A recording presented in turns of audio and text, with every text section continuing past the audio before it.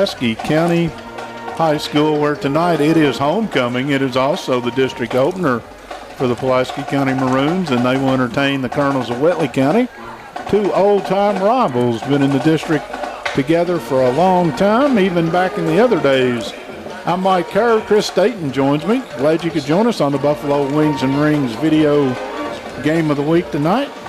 Brought to you by Toyota of Somerset, our title sponsor, and Ford Brothers Auctioneers, our presenting sponsor. Chris, beautiful night. This is almost football weather. Yeah, going from 96 degrees on Wednesday to 49 degrees this morning.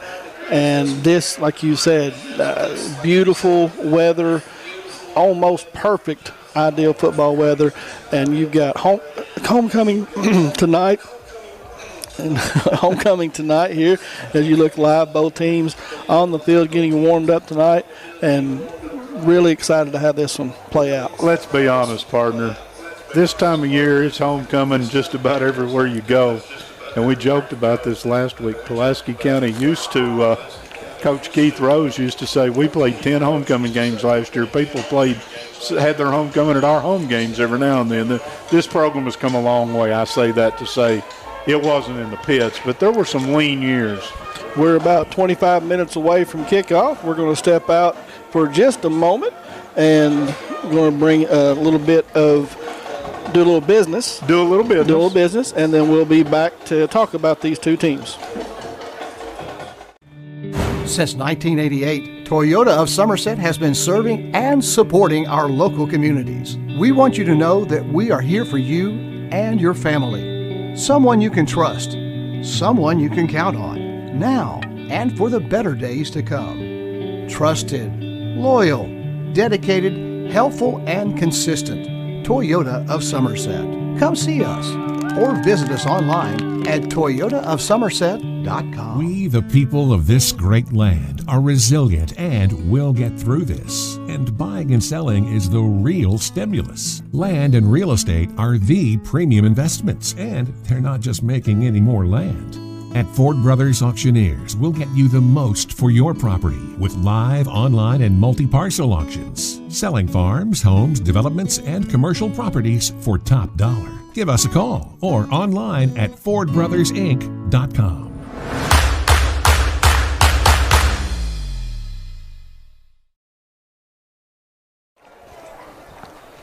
And welcome back to PC Field as we get ready for homecoming. I'm Mike Kerr. Chris Staten, as we told you tonight, along with Pat doing the producing, Jeremiah the cameraman. We are the Buffalo Wings and Rings video game of the week. I want to remind you that Southwestern and Lincoln County, in the audio version of LakeCumberlandSports.com, you can listen to that. And Somerset is entertaining Williamsburg tonight, also here on LakeCumberlandSports.com. All those games, including ours, they load up. You can go to the website after the game and you can replay. You can clip it. You can send it to family. But for tonight, we are the video game. And, Chris, you are new to this side of the fence, but I have seen some knockdown, drag-out football over the years between these two football teams, and there have been some bizarre endings. And one year at Whitley County, we had the dreaded inadvertent whistle in the playoffs that changed the playoff game. And there's still some rivalry between these two schools, even though Pulaski's kind of had their way the last few years. And Williamsburg comes in here 0-0 in the district, just like everybody else. Well, right. I guess technically North Laurel is 1-0 in the district after the win last night. 43-0 over South Laurel. So you've been around this stuff a long time, and there's no such thing, I think, in high school as a trap game. But there are teams you don't give enough respect to, and I assure you Whitley County's got enough athletes. You better pay them a whole lot of attention. And, 1-3 on the season. They've started out early on with a loss to Perry County Central 21-8, and then went over to Corbin, got beat 42-13, but that's happened a lot this year. That can happen, yeah. And then their lone win is a 28-8 victory over Harlan County. And then the one that kind of jumps out at me, if you want to compare common opponents, Bell County went over there and they got beat 38-28. And this Pulaski team went over there, opening game of the year, and handled Bell County without much of a problem. So what you're going to run into again and with these two teams is Whitley County used to be line up and smack you in the mouth football. I mean, they played solid, hard-nosed defense, and they ran the football till they got tired, and then they ran it some more. This is not that Whitley County offense. Right. Coach Iyer has he's opened up this offense, and we'll see some 5 wide. We'll see some jet sweep, and at times it'll look a little bit like Pulaski's offense. I think it's another trap game for you and I, a la Corbin. They're waiting on me. Because we thought the same thing over there. And if you look at the stats, season-long stats, it will intend you or guide you that they are still a running team. They have only thrown the ball for averaging 101 yards a game, even with the 5 wides, empty backfields, and this and that. Their leading rusher is also their quarterback. So, Ty Hamblin is going to throw the ball. He's going to run the ball. The big absence from this team, and we talked to him about it a little bit, we didn't see him out there warming up. Coach Hines told us that, hey, this kid is a beast. Sam Harp, a 6'4 senior wide receiver, is not in uniform tonight, or at least we haven't found him. We hope he's well for next week's game. Exactly. But that's a big loss for Whitley County. On the flip side of it, Mike, you've watched practice this week, and you've talked to Coach Hines. The Maroons are down a couple players tonight as well. They are, and it seems to be, as the nature of the beast in football, you get hit hard at one position somewhat. The secondary is banged up. Nichols is going to be back tonight, but they also have lost another one out of the secondary in Braden Ping, who they found out yesterday is not going to be able to go, and we wish him the best. Then you take the running back position, which Nichols has not been able to play because of an injury, and you managed to piece that together with some new bodies. But Trey Hornsby, who got a lot of the carries last week, he's got an injury to a leg, and he may not be able to go tonight. And so newcomer to the Idlewild, Ethan Idlewild, may be your feature back tonight, and I've been told not to be surprised if the backup quarterback, Ryan Anderson, is right now on your 2D. Yes, is not going to take some snaps, and I don't know. It's 6th game of the year. Right. Let's be honest. You're going to have beats and brings, and you're going to have. You hope you don't have injuries like happened to Barrick Williams, right? Because that takes you away for 6, 8, 10 weeks, maybe a season. You never know. I think he does get a trip back to the doctors this week, and maybe, fingers crossed, they're going to release him to do some light training.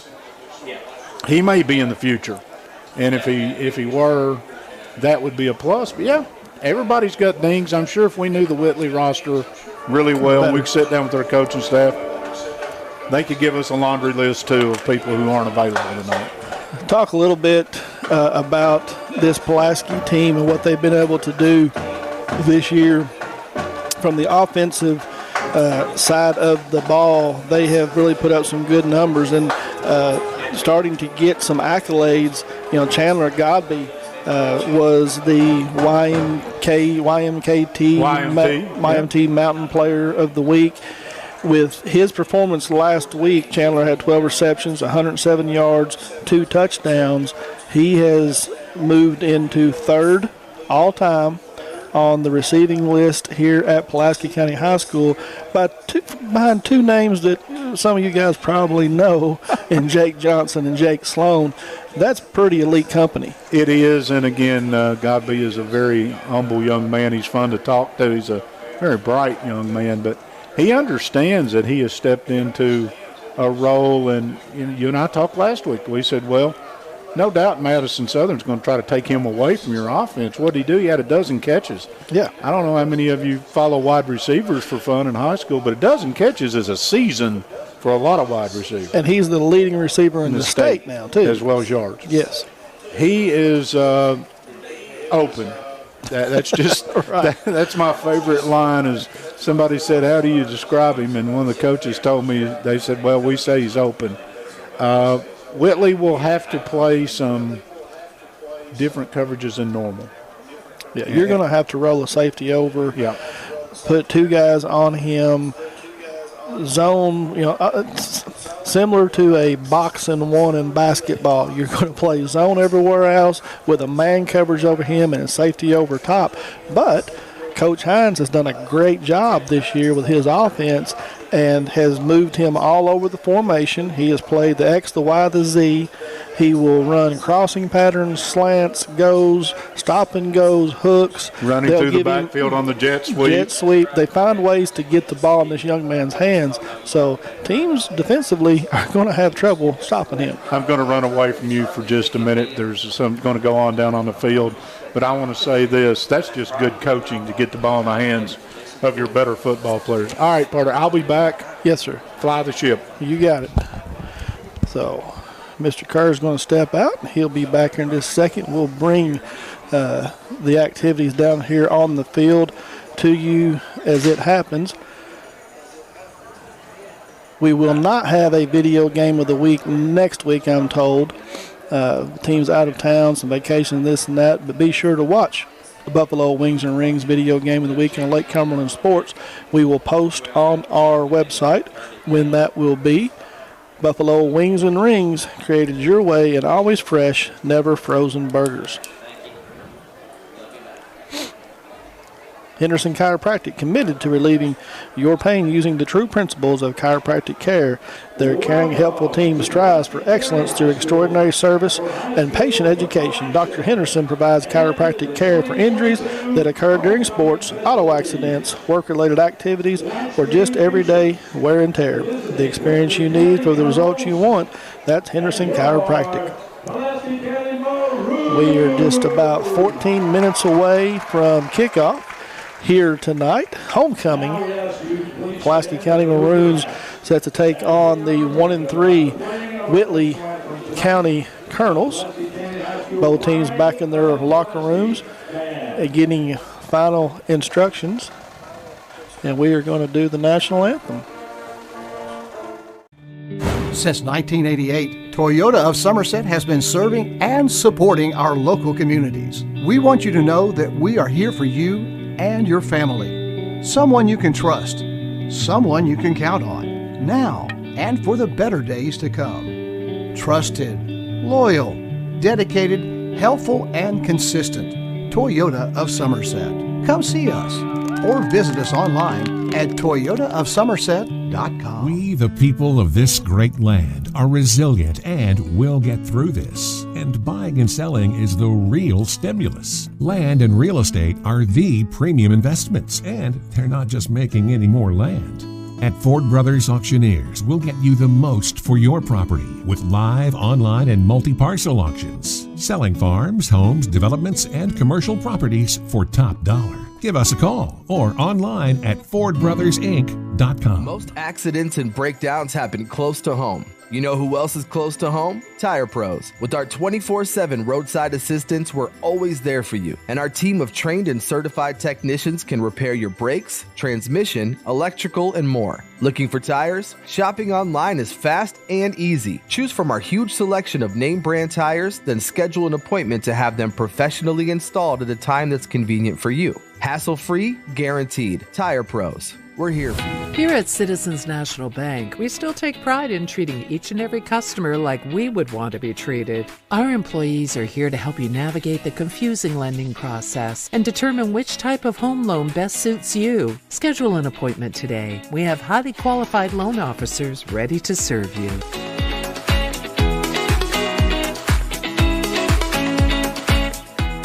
I know this guy. I've talked to him on the phone. He knows his stuff.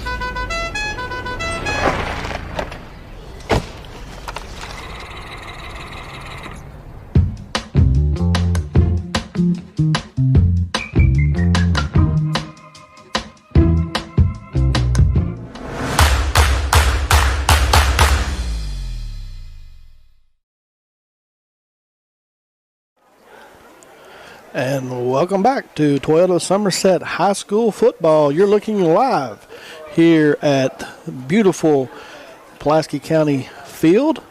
Both teams getting final instructions from their coaching staff.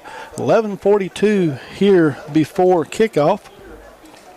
And again, if you're watching us here, you haven't seen them come into view yet, but there are a lot of former players, students that have played for Coach Hines. Last week, Coach Hines was able to pick up his 200th high school victory, which, if you followed his career, what's going on, he is only one of 6 active high school coaches to have 200 wins, and that is a huge accomplishment. And they have said that Coach Hines doesn't know that this is happening tonight. We don't know if it's a complete surprise or not, but you see a lot of them coming in, and they're going to have a special ceremony. And anybody that knows Coach Hines knows that he doesn't like talking about himself.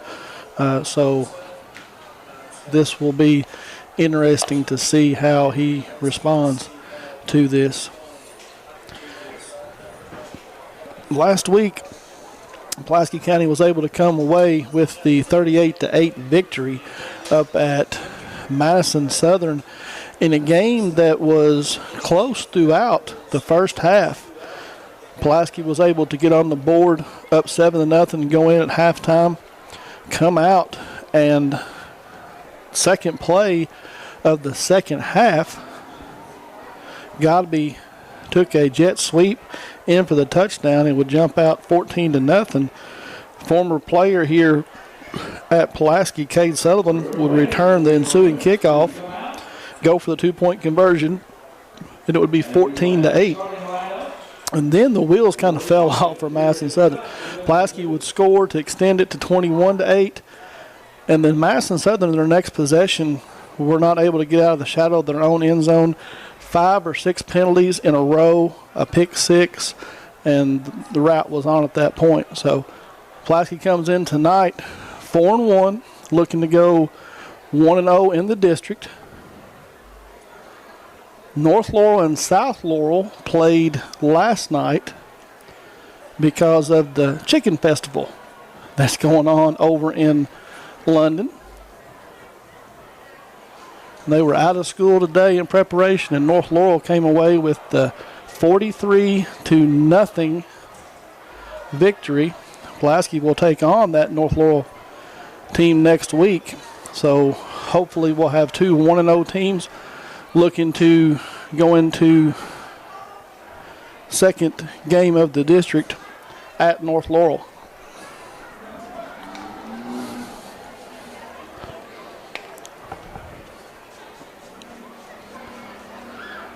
So 8 minutes and 25 seconds here before opening kickoff, and both teams yet to come back out onto the field. We will have an extended halftime show tonight. It is Homecoming 2022 here at Pulaski County High School. Big crowd on hand. We got the band here tonight. We have a reunion going on behind us. We have Coach Hines' ceremony. And if you're looking on, you see the Maroons coming out onto the field. And we'll go ahead and get the fashion report out of the way. The Maroons, home team tonight, will be wearing the smoke gray pants, maroon stripe down the side, maroon jersey with white numerals, and the traditional silver helmet that had become accustomed here at Pulaski County.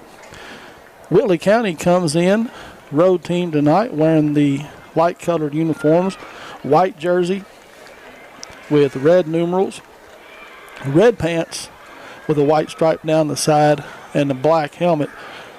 And I said that's red, it's actually a black numeral. That is your Magic Monogram fashion report, conveniently located off North Highway 27 between Big Lots and Backyard Burger. Magic Monograms is a place for custom embroidery, screen printing, and so much more. They can put your designs on medical and athletic uniforms, corporate and school apparel. Find them on Facebook. Search Magic Monograms and Embroidery. Again, Mike Kerr, who has covered this team for Coach Hines' entire career, I believe. He has went down to be a part of the ceremony as the Maroons get set to come onto the field. Homecoming, and here come your Pulaski County Maroons onto the field.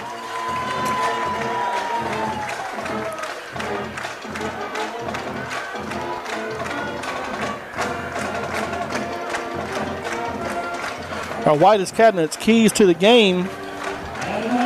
Pulaski down a couple of players we talked a little bit about a while ago. Some of them will only be able to go one way or the other. Is take care of business, don't turn the ball over, and allow your defense to take control of this Whitley County offense. Put yourself in good position. They have been very fortunate this year, have had good field position. Give Bryson some time and let him find his state-leading wide receiver in Josh Godby. Put points up on the board and hopefully put this one away early and try not to overlook the Rebels.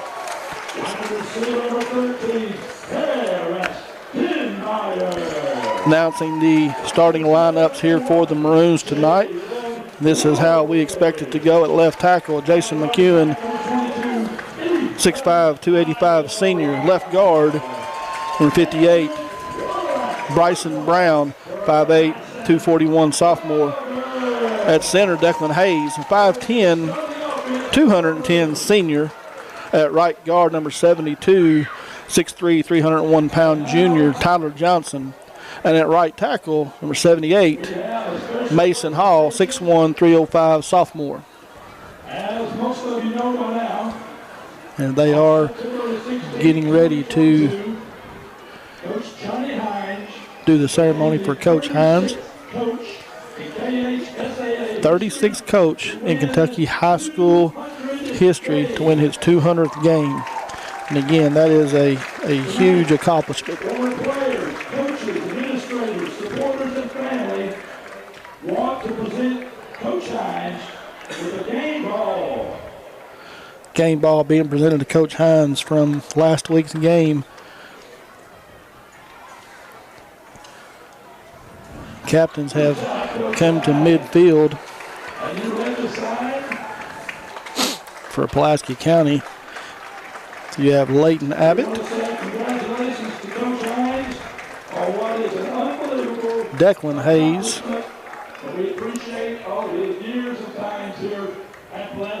Jericho Dixon, and Aiden Wesley. For Whitley County, you have Brad Bishop, Sam Hayes, Kendall Jackson, and Bracken Castle. And Whitley County has won the toss and elected to defer to the second half. So that's usually what Coach Hines does. So Whitley County has flipped the script a little bit. And we are just about set for kickoff. We're 3 minutes the other way. I'll finish up the starting lineup here. At one receiver, Jalen Woolridge, 6'3", 152-pound junior. Harris Denmeyer, 6'1", 170-pound sophomore. And at the wide receiver, Chandler Godby, a 5'10", 172-pound senior. In the backfield tonight, we expect to see Ethan Idlewine, Ryan Anderson, Trey Hornsby. Cody Nichols is back, but will probably be on defense only, but we'll see. At your tight end spot, you will have Aiden Wesley, 6'1", 220-pound senior. And at quarterback, 6'2", 175-pound senior, number 12, Bryson Duggar. As I mentioned, Pulaski County will open up on offense tonight.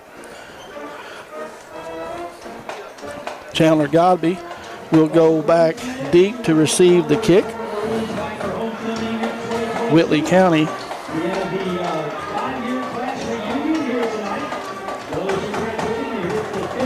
will be set to come out and kick the ball off. We're still a minute and 43 seconds away.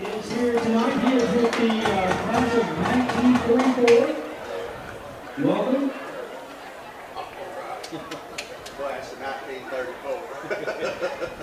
That's what they said. Class of 1934. That's what he said in that call, right? Okay.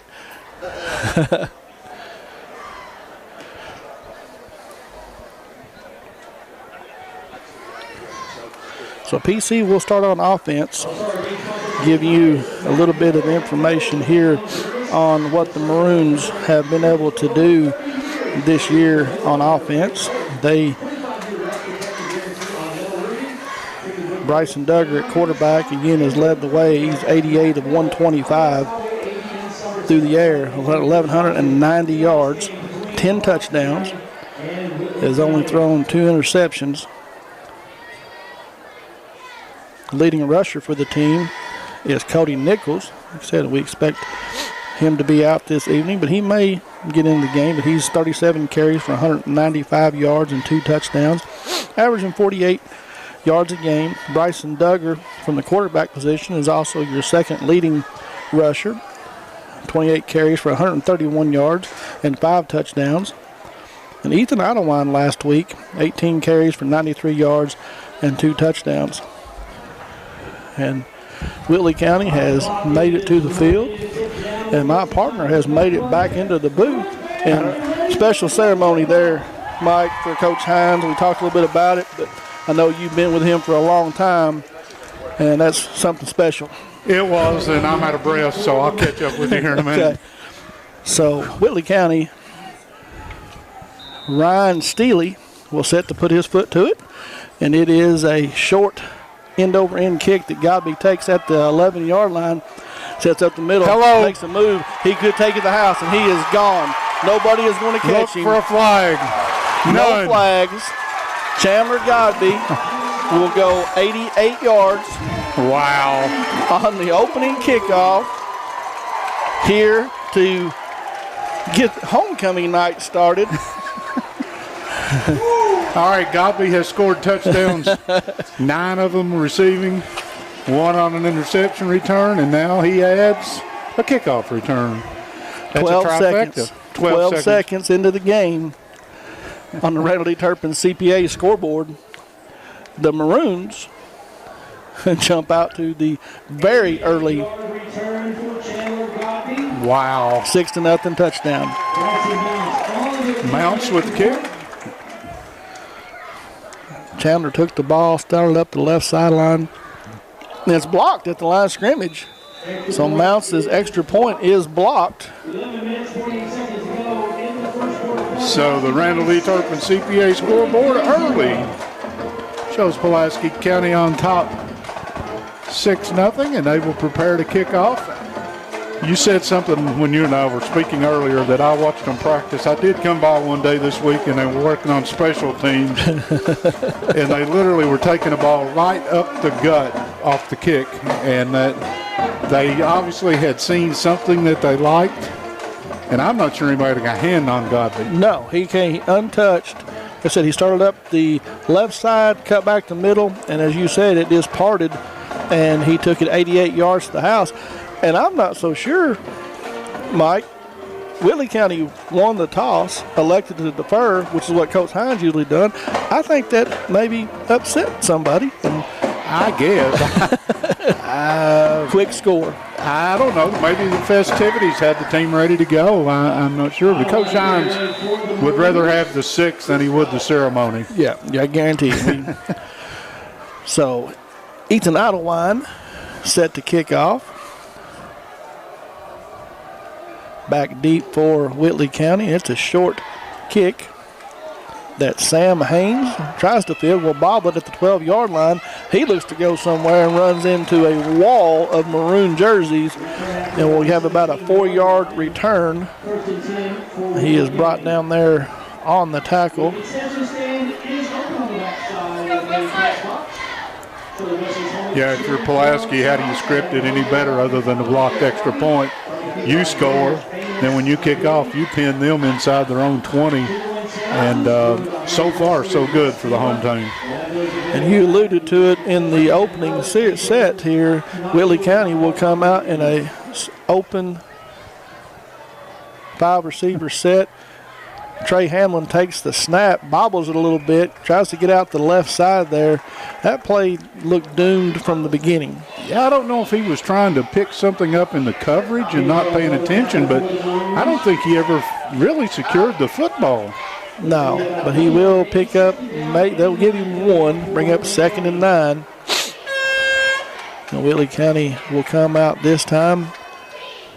Wow, the new lights and the new field, the first time I've seen them together with the track. Really beautiful.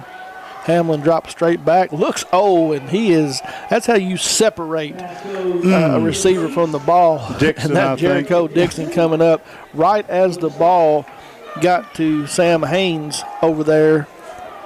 He hit him low. If you throw the ball that far, extend the receiver that much in a short throw like that, the corner is there anyway, and you're fortunate your receiver gets up after that.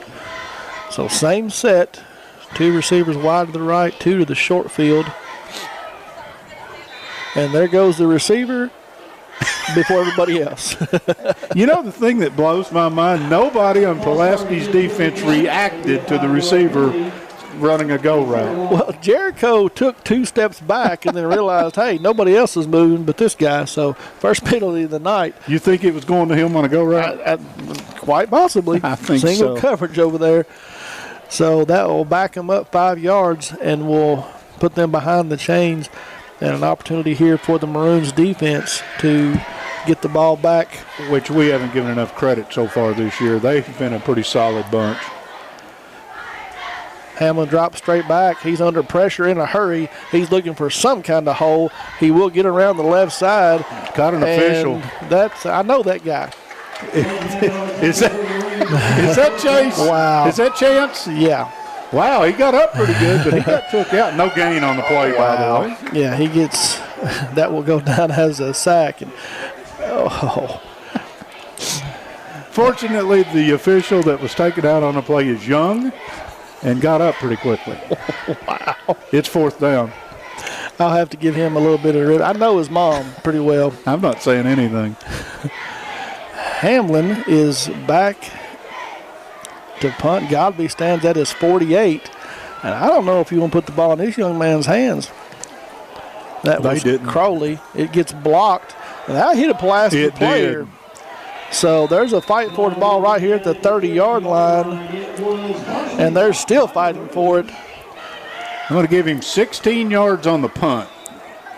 That's not the important thing. And Whitley County is going to come up. I thought so. Well, now Toby, the head referee came up and pointed Whitley County's way, realized the error of his ways, and turned around and gives it to Pulaski County. So that's going to go down as a mishandled punt, but no damage, right? No damage. And the Maroons will start in excellent field position here at the 31. Late substitution getting in for the Colonels. So Duggar will come out, and he has Idlewind off to his right shoulder. Brings Godby wide left. Now he sends Idlewind in motion out there with Woolwards and Denmeyer, and it's going to be a double pass. They're looking for Godby down there. It's underthrown, but he goes up and plays defender. That is a tough play. It's all the way on the outside of the numbers, and Woolridge has a good arm, but he's throwing it all the way back across the field, and it's a little underthrown, and Godby has to turn into pretty good defensive back. Yeah, so it falls incomplete. Now we've got a Wildcat.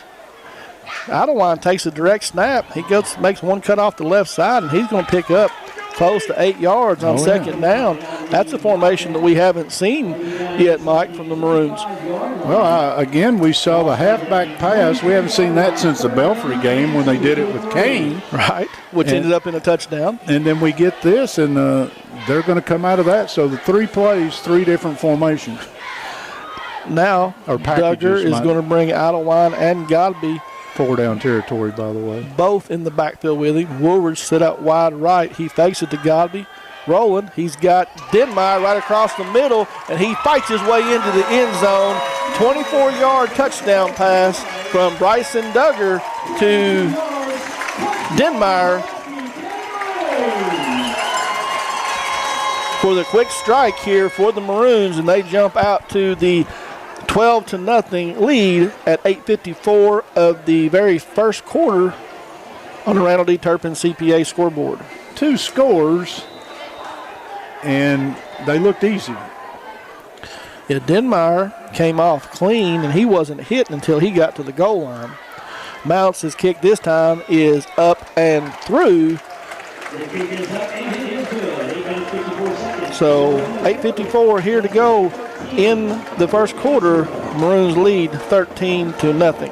Well, if you're Whitley County, you made the trip up from Williamsburg or 5 Points or whatever call that area out there where the school is. You got here early. They loosened up. They were ready to go. They got to be a part of a big ceremony. And now it's just like, oh, my gosh, we're down 2 scores. And you've got to stop the momentum, and you do that by a decent drive. You have got to put a drive together. You and I have seen this, and we talk about it. This thing gets rolling. When they get going downhill, this offense is a lot of fun. Yeah, it really is. And so far, they've shown some little trickery. Tried the halfback pass. They have ran the Wildcat with Idlewild, and then they come right back with a more traditional formation. And Duggar finds Denmeyer coming across the field. And one thing that's happened is you fake that handoff to Godby, it draws that defense that way. It opens up the middle of the field. So Idlewild set to kick it off for the second time tonight. Wow. And it is a boomer that goes all the way back to the 9-yard line, where Shane Parker finally picks it up, and he gets back to the 15-yard line. Ooh. And he is, again, he runs into a wall of maroon jerseys. And that was our third, haven't done it, Polson Lawn Care kickoff of the night. We do more than lawn care. We also offer landscaping, tree cutting, and trimming, gutter cleaning, and more. Give us a call at 606-305-1841. We are happy to help. That one almost had disaster written on it, too. You got a guy down in the shadow of the goal line catching it over his shoulder one-handed. Very fortunate to come away with the football. So Hamlin brings the Colonels back to the line. A little jet sweep action to Shane Parker, and he is brought down right at the line of scrimmage, possibly loses a yard. I think so. Yep, he did. Yep, ball goes back inside the 15-yard line. So that's 3 carries for 1 yard if you want to do quick math. 1 pass incomplete. So, again, this Maroons defense, and we have not given the credit they deserve. I was talking to somebody today and said this right now could be the strength of their team. Hamlin takes a snap, turns around, hands it off right up the middle, and that is Hunter Smith, his first carry of the game, number 26. And Abnett at the bottom with others. He will pick up about 4 on the play. And you see some substitutions here. The Maroons going to a little nickel set. Godby back at safety. There's actually, you got 5 DBs in coverage, and they're behind the chains. It's 3rd and 8, and it's hard to run a deep route against this. Hamlin takes a snap, left-handed passer. I believe that's picked off. It was deflected. No, they're going to say it fell incomplete. That was Nichols playing on defense tonight, and it does fall incomplete. So another very quick 3 and out. Now, if you're the Pulaski's defense, you just tell the offense, you guys go get 6 more. We'll be waiting. Crawley will go inside the 5, standing on his own 3-yard line. Godby standing right at midfield. Maroons show a little pressure. They come right up the middle. Low line drive that barely clears. Godby will pick it up right at the 50. Makes one move. Big block right there that clears him. He dips under, and he jumps a man. That's two great moves by Chandler Godby, and he got a great block back here right at the start of that by Drew and Abnett. And that's one of those, you call that a clock cleaner. Knocked the taste out of your mouth. That punt went 28 yards. It came back 31 yards. 31 yards, so net -3. Pretty good field position here, Kerr. Well said. In the Rick Barker and Godby Realty and Auction red zone, right off the bat, ball at the 19-yard line. Duggar, out of line off of his right shoulder, takes the snap, will hand it to him. No, fakes it. There's Godby right across the middle. 19-yard touchdown pass. Wow. Had me. I was still looking at the running back. Yep, I thought he gave it to him too, and then I saw him pulled out of his belly. He had Godby across the middle, and at 7:08, PC finds that's pay dirt quarter. Again. 7:08 of the opening quarter. Wow. The light show hasn't ended yet, so you're kicking with the lights blinking on and off. Chandler Godby, 19 yards. Wow. Bryson Mounts, it's a bad snap. And it's almost Godby tries to get it. Jackson Storms comes in. So we've had the only thing that has gone wrong so far tonight for the Maroons is the extra points. And I guess if you score 3 times in the first 5+ minutes, you take that. You work on the extra points later. That was not a great snap. No. That started the situation. But now, Mike, I will say this, okay? The Maroons obviously have a really good offense this year. They do. Defense is playing really well. As the season progresses, you get playing better teams, you get into the playoffs, those extra points become huge. And you talk about all 3 phases of the game. Well, right now we have the offense, we have the defense, special teams, and I say special teams, the kickoff unit has done great. Kickoff return team has done great. Our extra point needs a little bit of work. Little bit of help right now. Kickoff's been solid. Idlewild has got them deep with the kicks, and that's a weapon. Field position, Whitley County 2 starts down here literally inside their own 20. Pulaski touchdown on a kickoff and 2 starts in Whitley territory. So 19-0. And Idlewild will send it. And takes a good hop for Pulaski on the post and lawn care kickoff. He builds it right on the sideline, and they're going to start almost in the exact same spot they have started all 3 possessions, right at the 15-yard line. Got a stat question for you. Yes, sir. Okay, Pulaski takes over to 19-yard line, first down. On first play, they hit a touchdown, a slant. That puts points on the board. That's 19 yards on the stat book. Is it a first down? I've heard it discussed both ways. In my scorekeeping, it is. And yes. Okay. Yep. So if somebody disagrees with me by first downs or 2, that could be a reason, and I may even be wrong. But it was a first down if he had stopped. This Let's time, play football. Hamlin goes under center. They're going to try something a little different here now, Mike. So the other way, they're going to turn around and hand it off to the tailback, and that is Mason Crawley. And he is able to make a couple of moves and make a couple of man miss, and he's going to pick up 8 yards. So first time tonight that the Colonel offense has shown a little bit of life.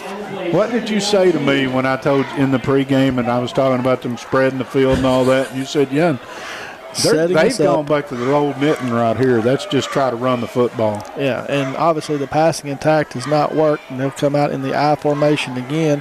Hamlin turned around and hands it off to Shane Parker, and he's met right at the line of scrimmage. And that interior line of Haste, Bales, and Wesley and Leighton Abbott come off the pile. Short gain, give him 1, so it will bring up 3rd and 1 for the Colonels. Here on homecoming night, Maroons have jumped out to the big 19-0 lead. 5:55 to go here in the opening quarter. Is that Kane on the nose, 59? I think it is. I believe you're right. Hamlin will try the quarterback sneak. He gets a big push. And I think, looking at where they are spotting it, he is going to have enough. It's going to be close.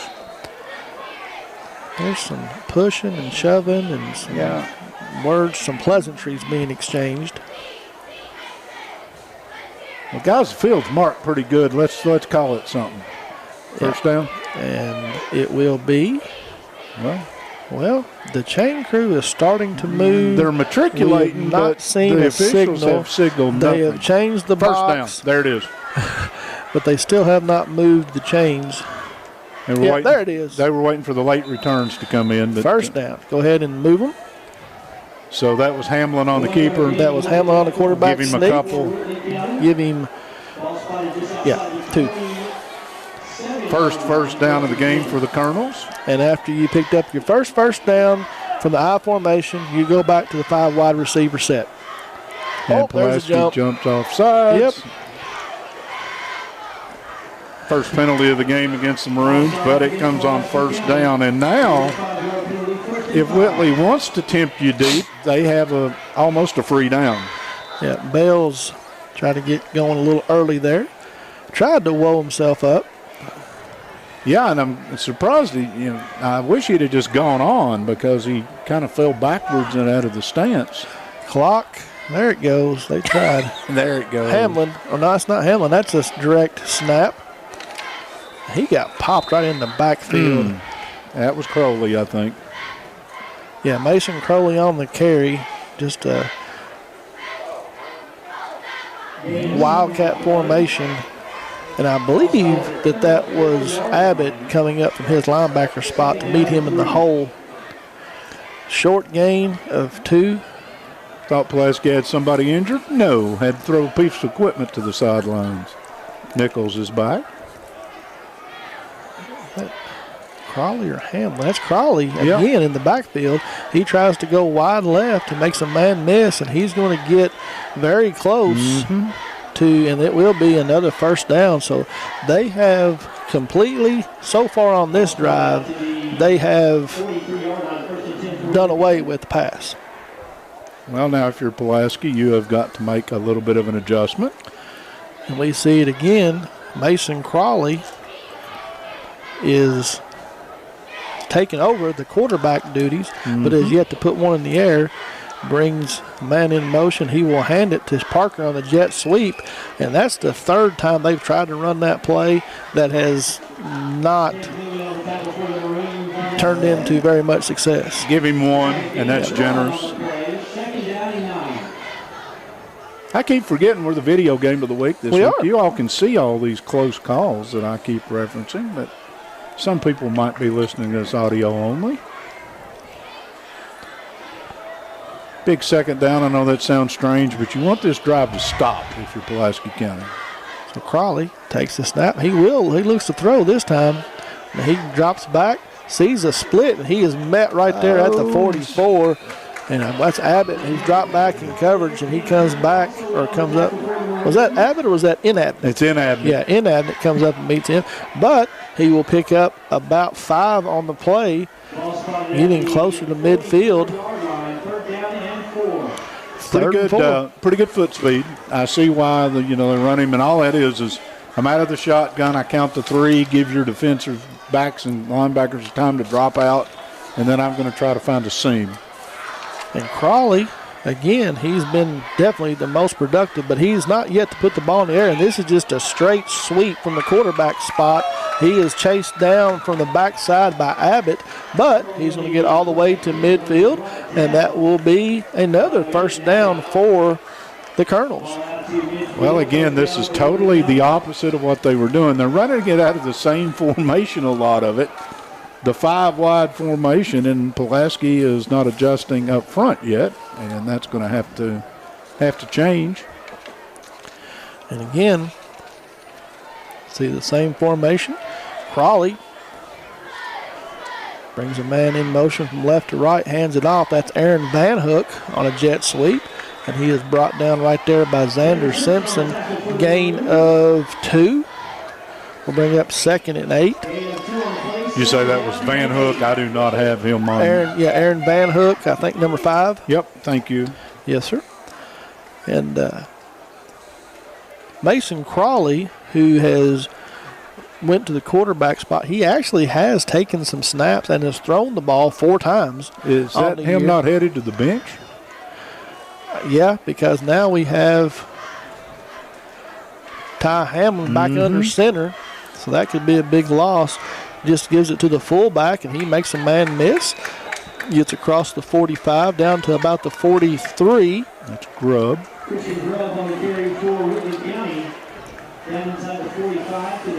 So, yeah, you saw Crawley go to the sideline. He has by far been their most productive rusher on the night. Hamlin back under center. Turns around, rolls out to his left, looking to throw. He's left-hander, finds, he had a receiver there at the 40-yard line. Pass intended for Grubb. Threw it behind him.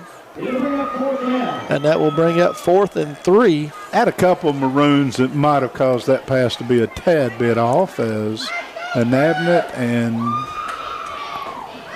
let's see who the second one was, but he had a couple of maroons in his face. This is huge. If you're Whitley, you've taken the ball deep in your own territory, you've marched it down there, you pick it up, you're thinking score. If you don't pick this up, it's almost like, well, we fired the other bullet and we didn't really get anything out of it except a little field position. Well, if you had Crawley available, sweep over to the wide side, but Hamlin is going to run it off to the left side. He's got some space. He gets around the corner. He's got Nichols to beat. Nichols will get him before he gets in, but all the way down to the 10-yard line. 33-yard run on 4th and 3, and the Colonels are in. Didn't see what happened on the backside over there, but Pulaski County, there was nobody, no corner, no linebacker, no safety, nobody home on the left side. And the Colonels, first time tonight, they're trying to get the clock wound, get it started, and it finally goes. We've had clock trouble the last 3 games with the Colonels in the Rick Barker and Gobby Realty and Auction Red Zone. Yeah, this is that's Crawley back in, and he takes it, goes right up the middle, and will pick up 5 yards. Yeah, first and goal. That was first and goal. 5-yard gain on first down. Will bring up 2nd down. Well, again, you've got Hamlin's got 30+ in this drive. Crowley's got 30+ in this drive. And if you're Whitley, you ask yourself, why didn't we come out in this to start? And we are going to have a timeout called by Whitley County, and that will be, that's the end of the quarter. End of quarter. And we will be right back after these commercials. Hey kids, it's Moolah Moose Club time. At Citizens National Bank, we pay for excellent grades. Citizens National Bank will put $1 into your Moolah Moose account up to $10 per grading period. Ask your parent or guardian to bring you to any Citizens National Bank location to open your Moolah Moose savings account and let us reward you for your hard work. Join the Moolah Moose Savings Club only at Citizens National Bank. Moving forward together, member FDIC. Good evening. This is Barry Turner. On behalf of our agents and the owners of Turner Realty Group, Tawana and I are excited to announce that we have become RE/MAX Lake Time Realty. Like we've always said, who you work with matters, but who you partner with to grow your agency matters. When the opportunity came to partner as a RE/MAX franchisee in the Lake Cumberland area, we realized their core values align with what made Turner Realty Group so successful. RE/MAX Lake Time Realty, 44 Office Park Drive, between lines 21 and 22. Each office independently owned and operated. And welcome back to homecoming at Pulaski County High School. Pulaski leads 19-0 at the end of one quarter. That's the good news. The bad news, Whitley County with their first sustained drive of the night has taken it all the way to the Pulaski 5. It's 2nd and goal at the 5-yard line. And Chris, Pulaski County came out and absolutely literally stuffed the passing game. So in this, this has been about 80-plus yards of just ground it. And Pulaski, you had a timeout. Do you have a chance to change the defense here? Well, you would think there'd be an adjustment made. I hope. But now you come out and you have Hamlin and Crowley back in the backfield. Yeah. Well, Crowley goes under center, or Hamlin goes under center, turns it off, fumble, Ball. snap, down on the ground. There's a fight for it. Still loose. No, Hamlin got it and picked it up and was trying to get something going, but he is drugged down, so loss of 1. So he did keep the football? He did keep the football. You got good eyes. Bad snap. That'll cost him a yard. Lucky that the ball came back up into his hands. Pat got us a stat, score. Southwestern up 20-0 at the end of 1 over Lincoln. That'll cost, was that Crowley or Hamlin? That was Hamlin. That's what I thought. Cost him 1, but more importantly, a down. Now Crowley brings a man in motion. He hands it to him on the jet sweep coming across, and he is fighting and will get ball. The ball's fumbled into the end zone. I thought that he across we're going to plane. find out, because the ball ended up in a Pulaski's player's hands about 3 yards deep in the end zone. And now the side judge has got to decide, is that touchdown Whitley or is it touchback Pulaski coming this direction? And from my vantage point, he had fought, he had backed himself in and looked like that he had extended over the plane. Do you want to get their attention and tell them, or you want to let them figure it out? Well, I'm trying. I've got the phone number of one of them. I he was on I the like far. what they're doing, although I'm not a big fan of conferences. This is important. Coach, they could blow it dead and say 4th and goal. No, they're going to say it's a touchback. That it was a fumble. Wow. That on the carry was Shane Parker, and he was fighting for extra yards, and it gets out of his hands. And they should mark this at the 20-yard line. Yes, it's a touchback. I saw the signal for the touchback, and so a big break for the Maroons. Yeah, if you're Whitley, that's a kick in the groin. You've moved the football as well as they did. Now we've got a discussion with the coaches and the officials, and if it's me, I don't blame Whitley's Coach Eiler. But the only thing that you can say is, Coach, nobody saw it any differently, and that's the ruling. And it was a short discussion. It was, and I hope it went like this. What'd you see? I didn't see the ball break the plane. Exactly. And anyway, it's either good officiating if you're from here. If you're from Whitley County, that's a worse call this year, and it's probably the right call. I'm just being silly. Duggar comes out in the shotgun formation. He's going to send Idlewind in motion out of the backfield. He drops straight back, sets up the screen to Aiden Wesley, tight end screen, and the Colonels, Christian Grubb, right there to shut that one down. 1 yard gain for the Maroons. Still like it. That's something we haven't seen is any screen game yet this year. That keeps linebackers a little more honest. It keeps linemen a little more honest. Now they'll stack 3 receivers to the near sideline. Mm-hmm. Duggar takes the snap, drops straight back, a little bit of pressure. He's on the run. He saw Woolridge, but pretty good coverage. Yes. Just a little bit behind him, and it will be knocked down. It'll bring up 3rd and 9. Duggar had the view that I had of this. He probably would have just put that one in his pocket and headed toward Highway 39. Probably had about 10, 12 yards of green grass in front of, green turf in front of him. And we've seen him run the ball very effectively this year. Yes. He's the second leading rusher, 28 carries for 131 yards. Empties the backfield, drops straight back. He's looking. Now he's looking. He finds the guy, says, Gobby, go deep. I'm going to try to get it to you, and throws it out of bounds. And we have another player on the sideline taken out. Pass intended for Chandler. Yeah, that's a blessing of having a big arm, but it's also the curse of having a big arm. You believe you can make that throw on the run, and that one's a little wide. Yeah, if you keep that on the field of play, that's probably going to be a 79-yard touchdown. But as it stands, Idlewind will stand back at his 13-yard line. Whitley County gets some players on late, and it is a wobbly high kick that hits at the 46 and rolls dead at the 32-yard line. That's about 47. So 47 on the punt, no return. Wow, if you want to do net, field flopping, whatever you want to call it, that's Johnny Hines doesn't like to punt. That's not Pulaski's favorite play, but that one turned out well. All right, if you're Pulaski, now you've had a chance to take 3-4 minutes and decide what defense you want to go with. Still a 3-man front. I'm just checking what I can check. And Hamlin will come back in at quarterback under center. And he will turn around and hand it on a little sweep off to the right side, all the way back at the 30-yard line. Loss of 2 on the play, and he is corralled down back there by Idlewild and Wesley. I didn't see who had the football. I'm getting ready to tell you it was Aaron Van Hook. Thank you. He's the one I didn't find earlier.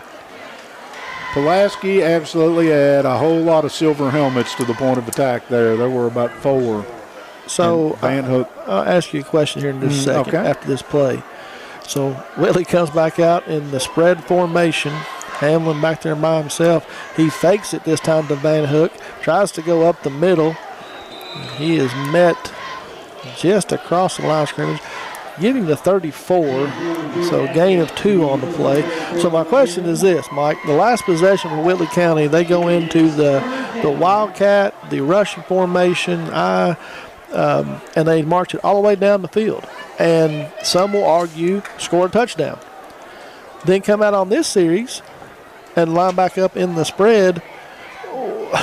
What you want my answer? What? Yeah, I got nothing. Yeah, I mean that. Taylor Robbins just checked in, so Pulaski a little more quickness on the D-line. No, I have no answer for that. Hamlin looking to pass. He's under pressure. He gets flushed out to the right, and it's going to be Cody had one in his hands. He saw checkerboard end zone, flashing lights, pick 6. Oh, yeah, the lottery had been hit. The machine is paying off, and it just didn't tuck it away. But it will fall incomplete and bring up 4th down. And again, that's the 3rd 3 and out in less than a minute of offense. And how about Idlewild on that? Got out in front of the quarterback and kept him moving toward the boundary, wouldn't let him get upfield, forced the throw. And that's a tough throw for Hamlin, rolling right, left-handed quarterback. Wrong-handed, yep. And found Nichols. This time, Crowley gets the kick off. Godby will field it at the 38, comes up the right sideline. Will get all the way across midfield to about the 43. Give him 21 on the return. And the Maroons will have their worst starting position of the night at the Whitley County 43. Wow, I hadn't thought about that till you said it. That's something that I don't keep. We don't have stats on is starting drive field position. The Maroons have lived between the 40s. Duggar will bring Denmeyer in motion. A little quick shovel pass to him, and Denmeyer lets his blockers develop, gets around the left edge, and a good job out there by Idlewild with the block to allow Denmeyer to wait, see the opening, cut up, and he'll pick up 8 on the carry and give him 9. Ball down across the 35. They'll spot him down at the 34. 2nd and 1. Opportunity here to go for the. You got the whole playbook on this one. Empty backfield set. Duggar drops straight back. He's got time. Now he's flushed out to his right. He's looking, and he stumbles and is going to be brought down for a big loss on the play. Loss of give the 9 back. Give the 9 right back. And he initially had time in the pocket. Yep. They ran at least 4 go routes on that play. Everybody was headed toward the toward 39. All goes. Yep, it was an all go. Everybody skates. And Goppy and Idlewild on either side of Duggar. Woolridge wide to the left. He fakes it to Godby, rolls out to his left. Now he's going to throw it back, and there's nobody there. Godby is uncovered. Now I got a question for you.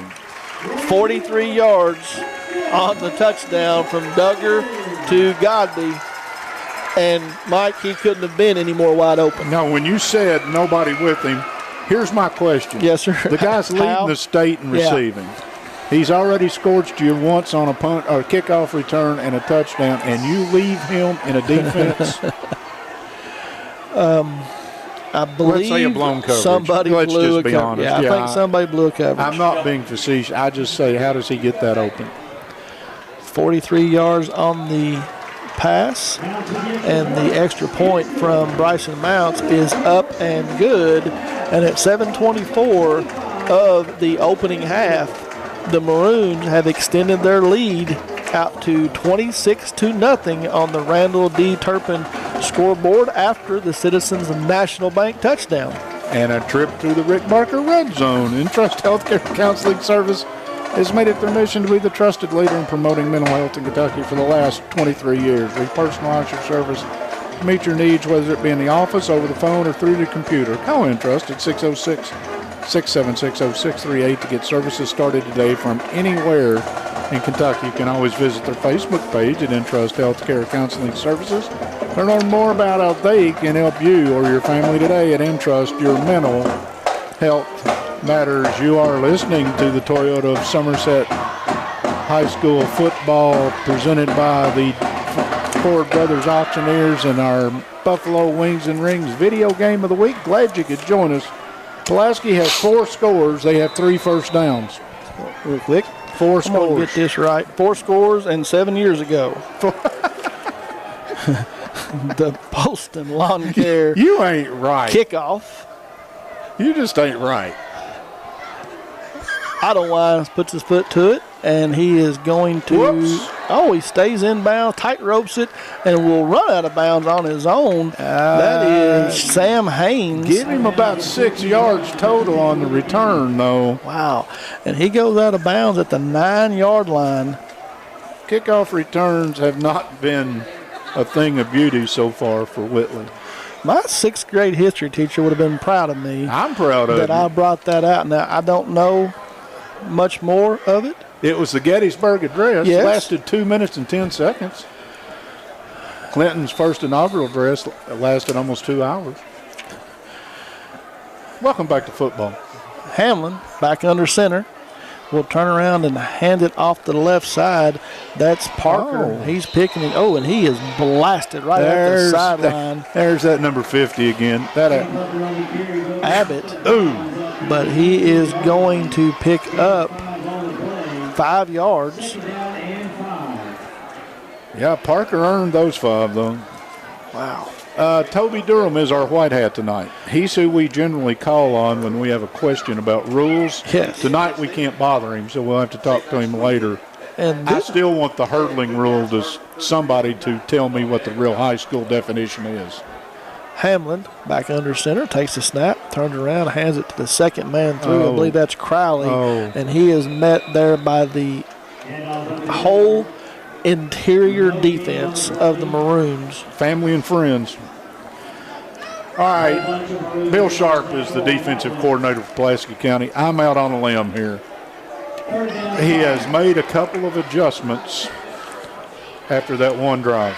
Well, yes, I agree with you. Of course, Whitley's helped him. Well, and Whitley has not went back to that Wildcat with Crawley taking the rec Crowley snap. and a slot receiver in this set. Hamlin is back, shotgun formation they opened up with, takes the snap, looks to throw it quickly. He's under pressure, flushed out of the pocket, and he is met right there by Leighton Abbott, just short of the line to gain. No, they're going to say he. Oh, no. Yeah, so I don't know who had the spot there, but. Generosity.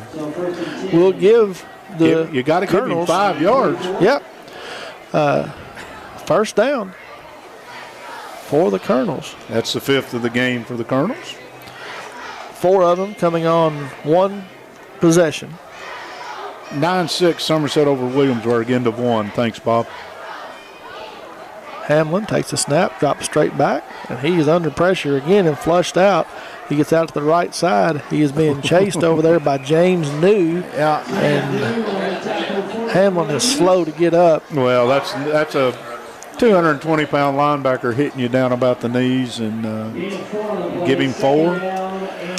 Will be 4 yards, and so I think we're going to see Crowley back at quarterback because Hamlin just limped off.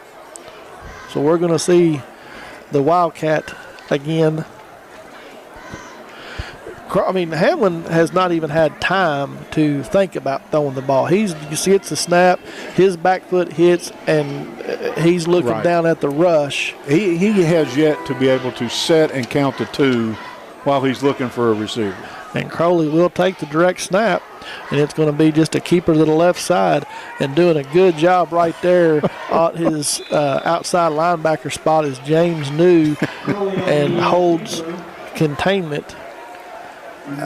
Give him basically nothing. Yeah, no gain on the play, so adjustment has been made. And I think we're going to see the exact same play going the other way here in just a minute. 5:15 on the Randall D. Turpin CPA scoreboard here in the second quarter. Homecoming night. The Maroons out to the big 26-0 lead. Big play for if you're Whitley. Crowley will take that. He drops back looking to pass, and he's got a receiver out there. That is Parker. He came back and gave up the first down. He had first down yardage. And you're exactly right. They're only going to give him 4. Yep. And it will be 4th and 1. So, believe it or not, that is the first completed pass. I didn't think that they had one yet. So, we've played a whole quarter and 11 minutes. That would be 26 minutes of football. It would be. And first completion of the night. It is. They're 1 of 5 through the air for 4 yards. So they will go for it down 26-0 at their own 30. Hard count. And we're going to have a timeout called by Whitley County. And that will be our first timeout of the night. And that is a Ron Shaw Realtor timeout. The name to know when you and your friends and family are buying or selling real estate is Ron Shaw with Weicker Realtors Ford Brothers. Ron has a long-standing history of community service and a proud supporter of youth sports. In the Lake Cumberland area, Ron truly cares for others, works hard for all of his clients, no matter the size or value of the property they're selling. You can contact Ron at 606-271-0774 or email him at ronshaw45@gmail.com. That's Ron Shaw at Weicker Realtors Ford Brothers. Don't forget at halftime, the Susan B. Hansford halftime show, not to be confused with the post-game show, which will be the Alton Blakely Family of Dealerships post-game show. We'll give some hardware out at the end of this one. We'll be giving out a United Cumberland Bank Defensive Player of the Game, a Somerset Community College Offensive Player of the Game, and a lineman of the game sponsored by, and if I knew that, Kemper Furniture. Back to you, quarterback sneak. Second right time. Up the middle by Hamlin, and if the side judge coming in from the far side over there. I think he's short. He looks short. The second effort would have been the only thing that might have gotten him to the line. Now, I'm going to go out on a limb here. If they spot this short. You think the Whitley bench is going to get excited? I think after the no touchdown down here, but the nose of the football is on the 34-yard line. The line to gain is the 34. I think we're going to have to get out the credit card? The credit card. I say that he is short by a lace of the football. This is unbelievable. My partner has called it from. Oh, no. Is it first down? First down. Toby Durham. First down. First down by a lace of the football. I'm 0 for 1 on the year. That was Hamlin on the 1 yard as that a was keeper, Hamlin right? on 1 yard keeper. Yep. Well, if you're Pulaski County, that may have kept the Whitley County sideline from something happening. If you just join us, Randall D. Turpin CP scoreboard, 26-0 PC, late second. Crawley under center. No, that's Hamlin back in the game. Turns around and hands it off to Crawley. Ball comes out. I think Waiting on the signal. The ball did come out. And they are Aiden Wesley swims to the sidelines, arms flailing. I think he thought it was a fumble. That's another one. That's 2 lost. That was Van Hook on the carry. You remember the other one happened right down here as Whitley was about to score? Yes. This one, you've given Pulaski that familiar short field again. Hey, yeah, their second worst starting position of the night. Somebody who knows a lot more about football than me told me before this game tonight you might see a running clock by halftime. I'm not going to tell you who said that. Well, we're 10 points away. So you're not going to get there, but it might be close. Duggar, out of line off to his right shoulder. That's Nichols into the game. Rolls out right. He's got Denmeyer right at the 30-yard line. Gain of 6. A scrum going on the far side. Yeah, that is an offensive lineman all the way over there in front of the Whitley County. That's Jason McEwen, and that's one of those.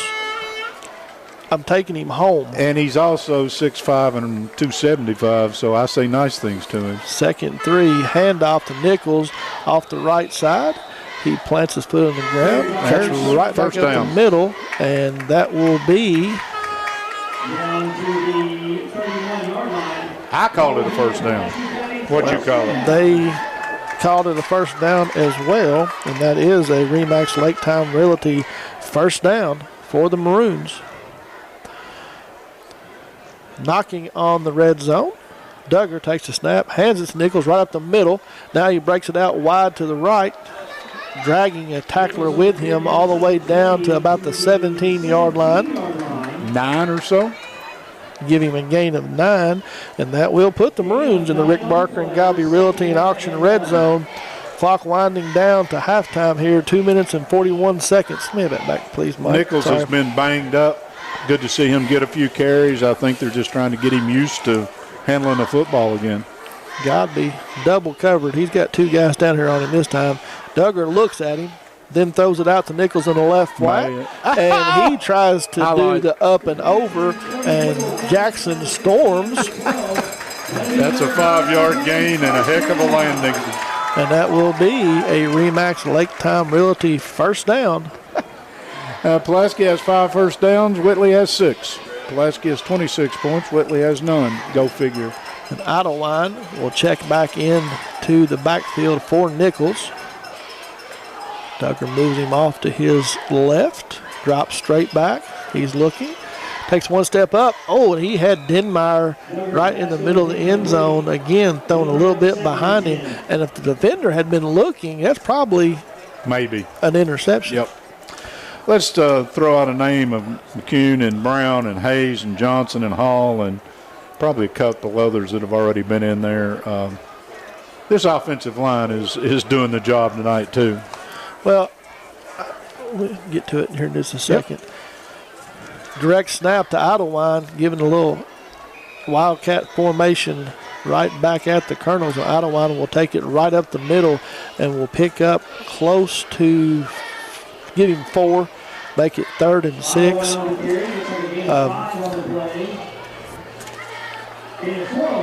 Declan Hayes,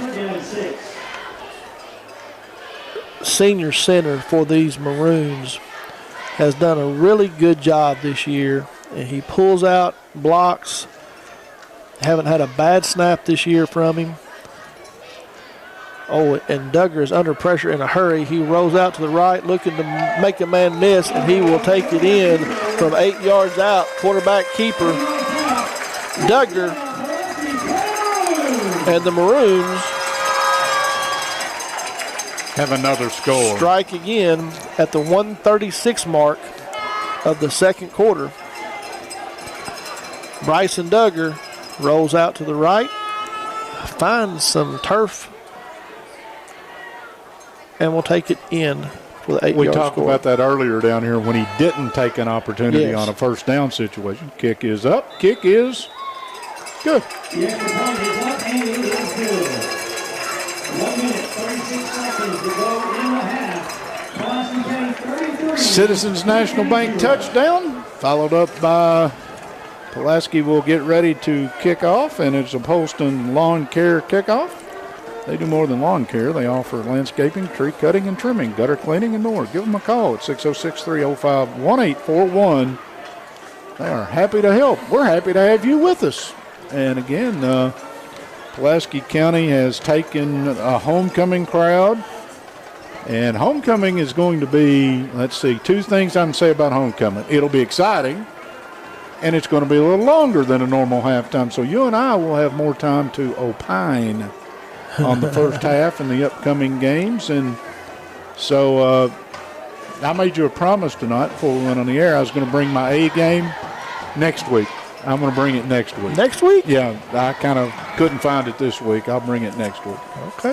Pulaski to kick off again. And Whitley has not been very successful in kick returns. No. So Ethan Idlewild posting lawn care kickoff. Low line drive kick that will drive Sam Hayes back inside the 10, and he could go. 2 weeks in a row. Jericho Dixon giving chase, but he is not going to get there, and that is going to be 92 yards on the kickoff return by Sam Haynes. And you're exactly right, Mike. We saw it last week in the second half. Same seam, by the way, and the return. So Whitley County answers.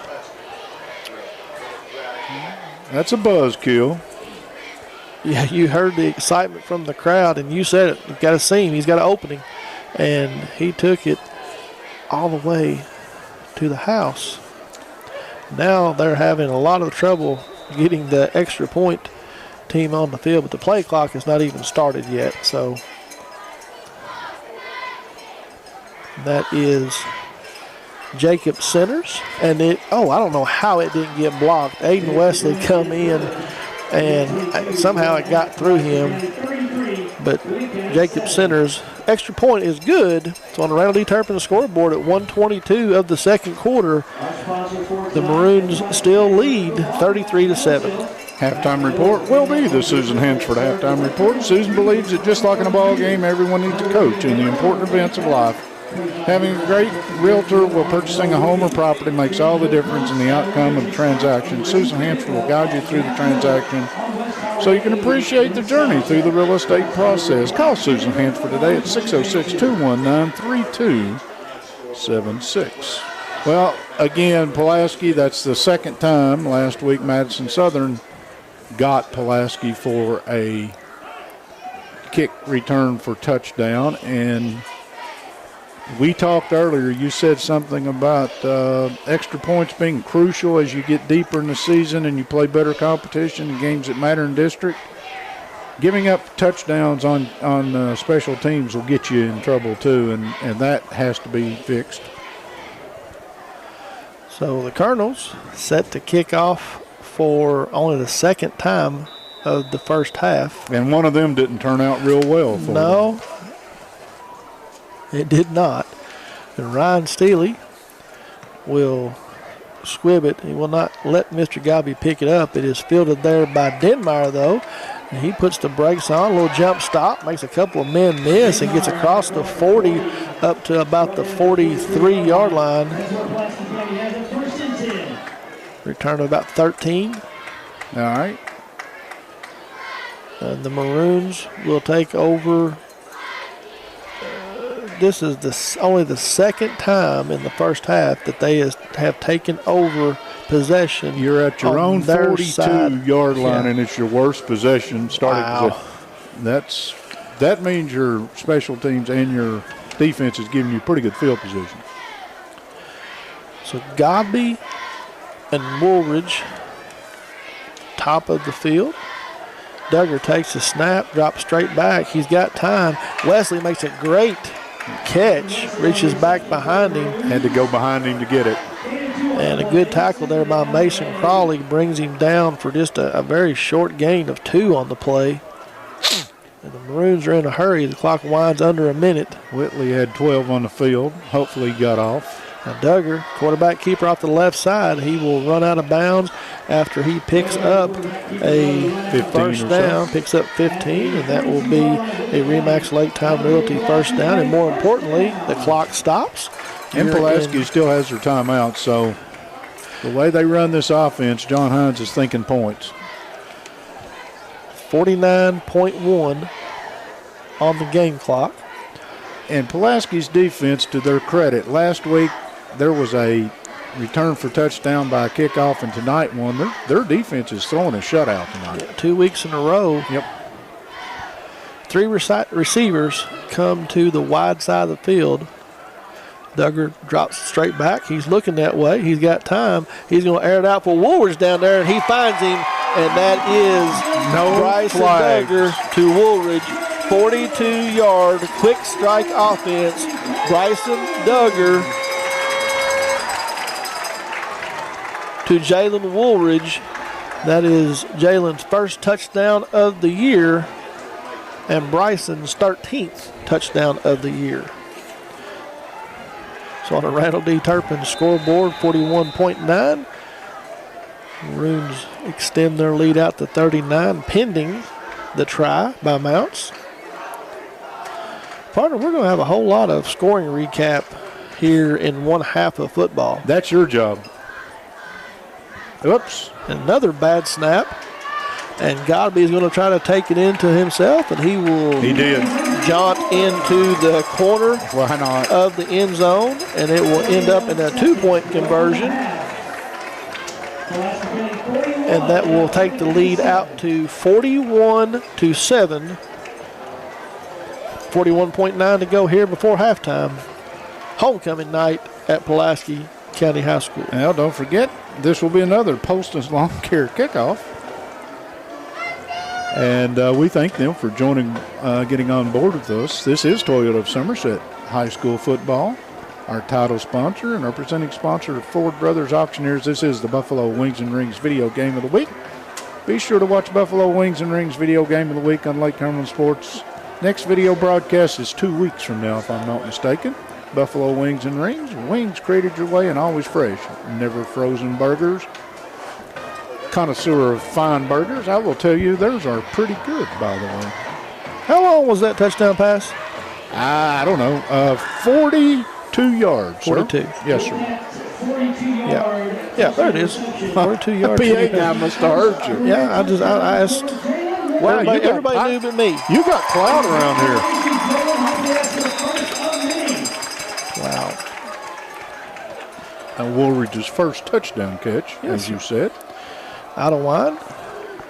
Again, kicks it to the right corner. It is fielded there by Sam Haynes. He's looking for an opening. He's looking better coverage this time by the Maroons, and he's going to be dropped right there at the 30-yard line.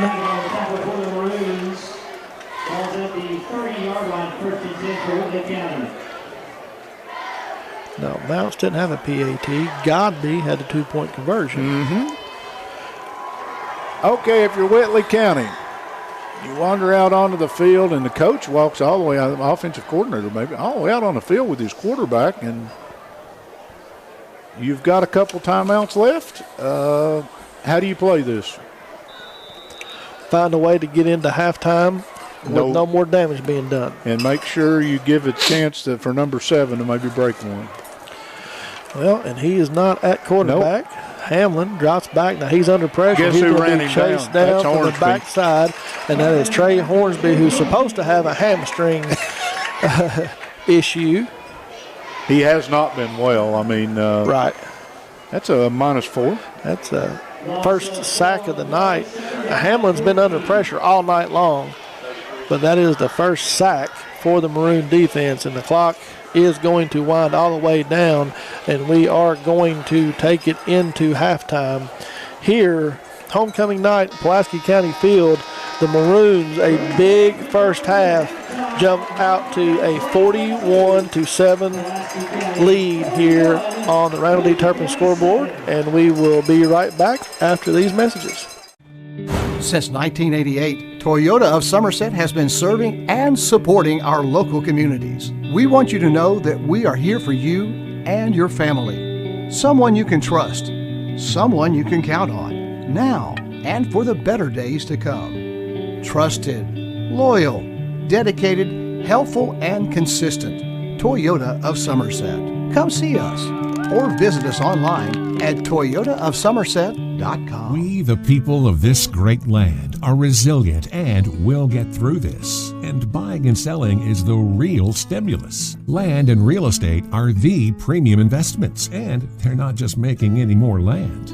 At Ford Brothers Auctioneers, we'll get you the most for your property with live, online, and multi-parcel auctions. Selling farms, homes, developments, and commercial properties for top dollar. Give us a call or online at FordBrothersInc.com. Most accidents and breakdowns happen close to home. You know who else is close to home? Tire Pros. With our 24/7 roadside assistance, we're always there for you. And our team of trained and certified technicians can repair your brakes, transmission, electrical, and more. Looking for tires? Shopping online is fast and easy. Choose from our huge selection of name brand tires, then schedule an appointment to have them professionally installed at a time that's convenient for you. Hassle-free, guaranteed. Tire Pros. We're here for you. I'm Michael Laxton, President and CEO of United Cumberland Bank. At UCB, we know that being involved in the community is really important, and the Chamber is just one of the ways that we do that. We do outreach through the schools. Specifically, we love local sports programs, helped out with several playgrounds across our markets. Any way we can help in the community and get involved. We try to be involved in all of our communities and markets. Our customers are our neighbors too. As a community bank, we want to be part of the community.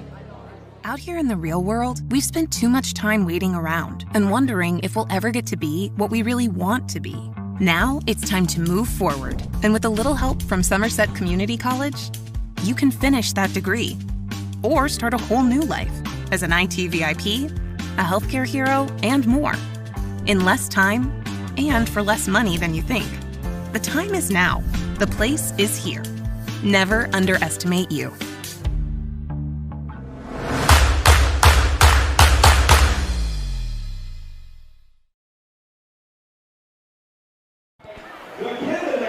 And welcome back to Pulaski County High School, Toyota Somerset High School football. Homecoming festivities here getting set to go on. Maroons lead 41-7. You're looking on, you will see the festivities. A much smaller homecoming court than we saw last week at Madison Southern. They were lined up from goal line to goal line. But we'll bring it. I want to give you a rundown of the scoring here in the first half, and then my partner over here is feverishly putting some individual stats together. But it was a very exciting, quick opening score by the Maroons. Chandler Godby took the opening kickoff back 88 yards for the first touchdown of the night. Bryson Mounts would have the PAT blocked. The Maroons would jump out to the 6-0 lead. Their next possession, Harris Denmeyer, short field, 24-yard touchdown pass from Bryson Duggar. And the Mounts PAT would be good and would make the lead 13-0. Very, very quickly, 7:08 of the first quarter, Chandler Godby this time would have the 19-yard touchdown pass from Bryson Duggar. Bad snap on the PAT. Lead would be 19-0. We would move to the second quarter, 7:24 on the clock. And again, Bryson Duggar finds Chandler Godby, 43-yard touchdown pass. The Maroons would move out to 26-0 after the Bryson Mounts PAT. The scoring would continue for the Maroons, 1:36 before halftime. Bryson Duggar looking, finds some open turf, and would take it in from 8 yards out on the touchdown run, doing it himself. The Mounts PAT would make it 33-0. Whitley County, not being able to find much offense, would take the ensuing kickoff 92 yards back to the house. Sam Haynes all the way in for the touchdown, and after the extra point, Whitley County would trail 33-7. And then just before half, Bryson Duggar would find Jalen Woolridge 42 yards out for the touchdown pass, his first touchdown of the year, and Godby on another bad snap will take the 2-point conversion in, 41-7, and that's where we stand here at halftime. And partner, you ready? I am most certainly ready here at halftime, and the festivities are ongoing. The band is performing. We've got the band tonight. This is quite pleasing to the eye, and I want you to check out the camera work by Jeremiah. I can tell you, what do you want to know about the outfits of the homecoming candidates? Because we are literally on top of things tonight. Good job, Jeremiah. Give you some stats in just a minute. Just want to remind everybody that Magic Monograms are conveniently located off North Highway 27 between Big Lots and the former Backyard Burger. Magic Monograms is a place for custom embroidery, screen printing, and so much more. They can put your designs on medical and athletic uniforms, corporate and school apparel. Find them on Facebook. Search Magic Monograms and Embroidery. And I got one for you. You know, I slipped out on you a little bit before the game for the little ceremony down on the field.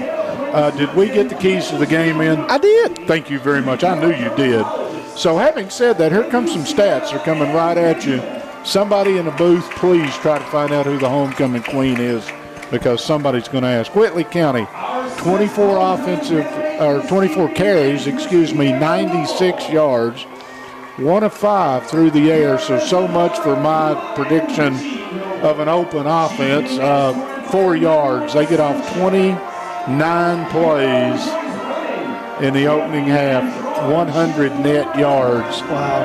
Yeah, that's, if you do the math, that's less than 4 yards a play. They had 6 first downs. They had 2 fumbles, lost both of them. One of them literally on the goal line as they were going in for what would have been their only offensive score of the game. Lost that one. They returned the ball 7 times, one of those for a touchdown, and that is the only points, or those are the only points that Whitley County put on the board in the opening half. Pulaski County, 8 rushes for 48 yards and a touchdown. Duggar through the air, 8 of 11 for 142 yards and 4 touchdowns. Through the air, Woolridge 0 for 1 on the double pass. So Pulaski County through the air. I missed that one in my recap. So they are 8 of 12 through the air for 142. That is 20 offensive snaps in the opening half. 190 yards, and count them, 6 offensive touchdowns. Returned the ball twice for 101 yards. One of them, a little bit of excitement to start this thing, as Chandler Godby took the opening kickoff 88 yards to the house. Denmeyer had the other return of 13 yards. Punted the ball 1 time, out on line net, 47 on the punt. 2 punt returns, both by Godby for 52 yards. Those are some team stats here in the opening half. For Whitley County, some individual numbers quickly. They have 1 catch. That's Shane Parker for 4 yards. That came from Hamlin. He's 1 of 5 through the air. Crowley did not attempt a forward pass. Hamlin, the leading rusher, 10 carries for 43 yards. Crowley, 8 carries for 37 yards. Parker, 4 carries for 6 yards, along with Grubb, 1 carry for 6. Hunter Smith, 1 carry for 4 yards. For Pulaski County on the ground, good to see Cody Nichols pack the football again. Yes. Coming back after being the leading ball carrier until he got bummed up a little bit. 2 carries, 13 yards, out of line, 1 carry for 9. Denmeyer, 1 carry for 9, out of line, 2 for 12. And Bryson Duggar, 3 carries, 14 yards, and a touchdown in the opening half. We gave you Duggar through the air. 8 out of 11, 142 yards, and 4 touchdowns. For Pulaski County, Jalen Woolridge, 1 catch late in the half. His first touchdown as a varsity Maroon, I think, 42 yards. Cody Nichols had a catch for 5 that ended in a circus tackle on the far side, and I hope I get to see that one on replay. Wesley, a couple catches for 3, both tough catches, but at least seeing the tight end a little more. Denmeyer, 2 for 30 and a touchdown, and Chandler Godby, economy tonight, only 2 catches, 62 yards, 2 touchdowns to go with a touchdown on the kickoff, so 3 touchdowns. Pulaski County leads at 41-7 here at halftime. And partner, the stats are not any indication of the dominance. Whitley, if they punch it in on the one drive, that they literally took it from their own 12, I think. Yes. All the way to inside the 1 on the other end. That's where all their stats are. They're in that one drive, and they're about to announce the queen. Miss Alex Didn't get the last name. Alex Taylor, I think it is, homecoming queen here tonight. We're about to find out. We'll get that for sure, but you're watching it. And if you know her, that's the lady right there. She's pretty excited. Pink shoes. Pink. Oh, they are pink, aren't they? It's a fashion thing, Chris. You and I would know nothing about that. Okay, let's let that one ride. Couple of score updates from across town. Southwestern leads Lincoln County. I think that may be a halftime score, up now 27-0 on Lincoln County. The last score that we had from Somerset tonight, that was the end of the first quarter. I'm sure that we've got a little more update there, but the Jumpers were leading Williamsburg 9-6. And here on the Randall D. Turpin CPA scoreboard on homecoming night, the Maroons out 41-7. Mike, the RPI came out this week, first time after last week's game, and Southwestern right now, excuse me, in this district is leading in the RPI rankings at 67.6 or .676. Pulaski not far behind at the .60871, but the loss to Corbin, that's not a bad loss by any means, but has dropped them just a little bit. And then North Laurel, who dominated South Laurel last night in the first games of this district, 43-0, sitting just behind Pulaski County. And we will see those two teams next week as we'll get South next week. Sorry, yeah, South Laurel. But North gets Southwestern. Right, so we're going to find out really quick. Yeah, that's going to be I think that's the bellwether. Let's see how that one plays. Yeah, so Southwestern will take on North Laurel, and Pulaski will take on South Laurel next week. And then we'll have North here in 2 weeks at Pulaski Field. Yeah, so that will definitely open some things up. Yeah. And you've been around high school football forever around here too. For the last 5 or 6 years, North has come out of the gate and they go 7-0 or 6-1 or something like that. And then they get a bite of Southwestern and Pulaski County, and they get 2 ads on the backside, and they end up away from home in the playoffs. They've got to break that, and this may be their year. They have got some talent. That's a good football team, but they have got to come to Pulaski in 2 weeks, which is not an easy place to come play football. And they got to entertain Southwestern next week at their house, and that's no small chore. So if they get 2 W's in a row, I put them right on up there with the big boys. They can say, okay, yeah, it's their year, but they have still got to come to Pulaski and defend against Southwestern at home.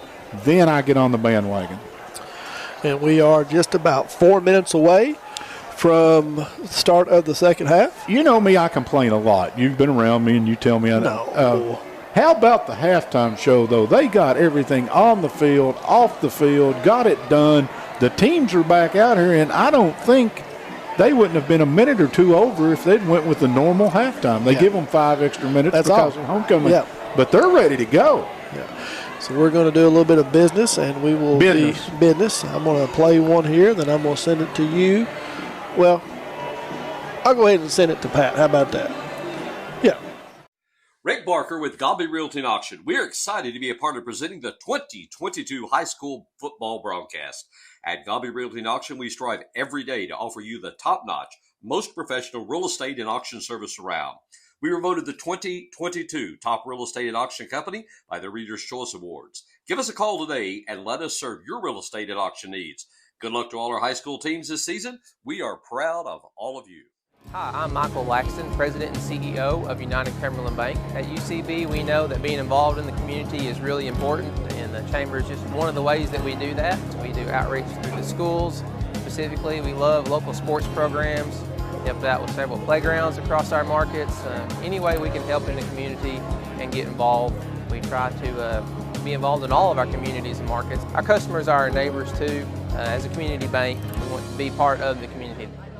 Most accidents and breakdowns happen close to home. You know who else is close to home? Tire Pros. With our 24/7 roadside assistance, we're always there for you. And our team of trained and certified technicians can repair your brakes, transmission, electrical, and more. Looking for tires? Shopping online is fast and easy. Choose from our huge selection of name brand tires, then schedule an appointment to have them professionally installed at a time that's convenient for you. Hassle-free, guaranteed. Tire Pros. We're here. Out here in the real world, we've spent too much time waiting around and wondering if we'll ever get to be what we really want to be. Now it's time to move forward. And with a little help from Somerset Community College, you can finish that degree or start a whole new life as an IT VIP, a healthcare hero, and more. In less time and for less money than you think. The time is now. The place is here.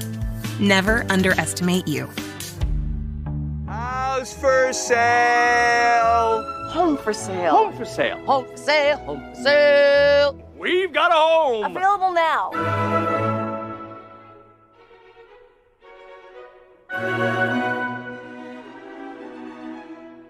Looking for cash? Well, look no more. Alton Blakely's got cash. Is that cash, Daniel? Yep. And you're giving cash for cars? Yep. For real? Yep. Why not? Then on down to Alton Blakely, where selling your car is as easy as ABC. If you have a vehicle you'd like to sell or trade, it's fast and easy to get paid. And we'll give you top dollar. Visit Alton Blakely today. All the best since 1965.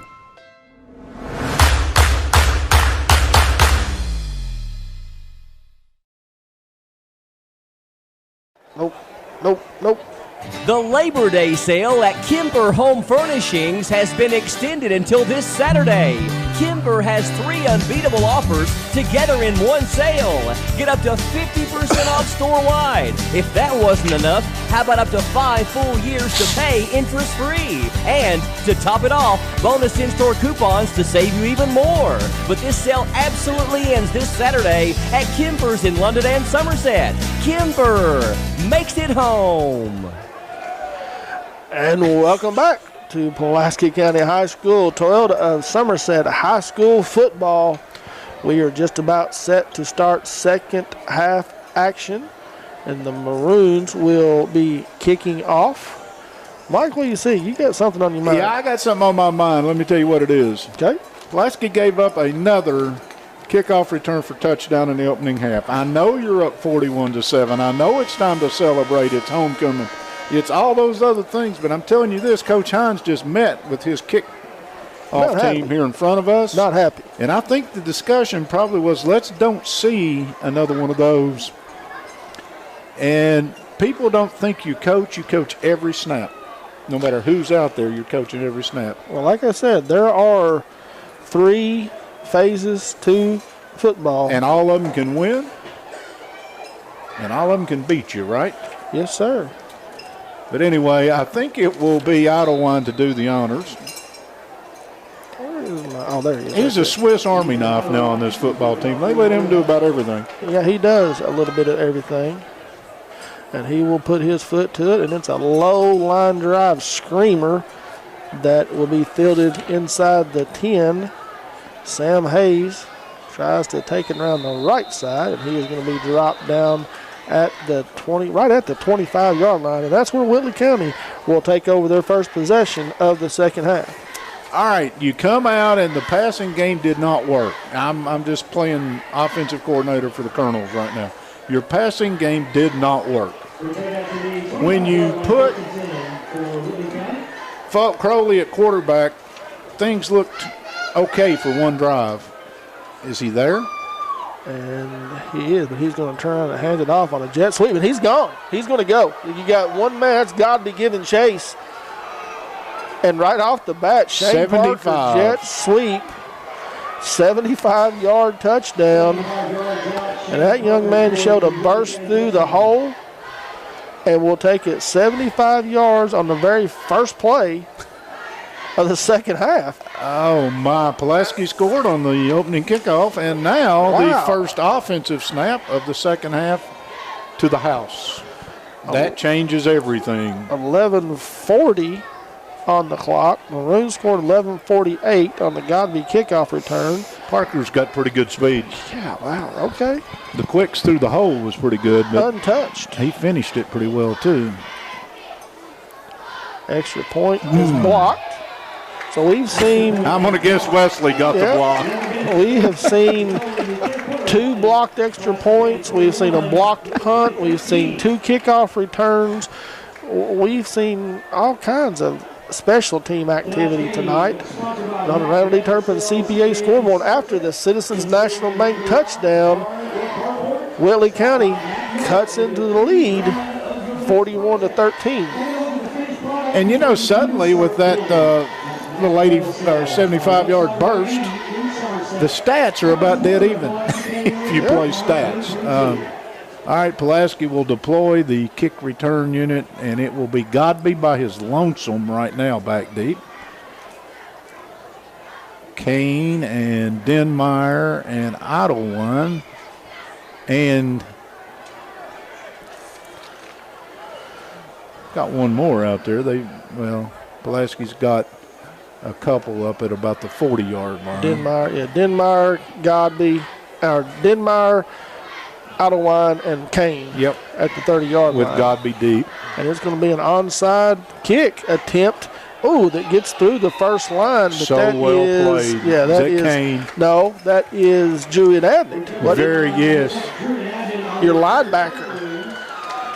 I told you I came by practice as they were working on special teams. They weren't working on giving up that touchdown that we saw earlier on special teams, but they specifically mentioned the fact that they like to try the onside kick. What do you want to bet that kickoff return or kick team coverage is going to be a point of emphasis in practice this week?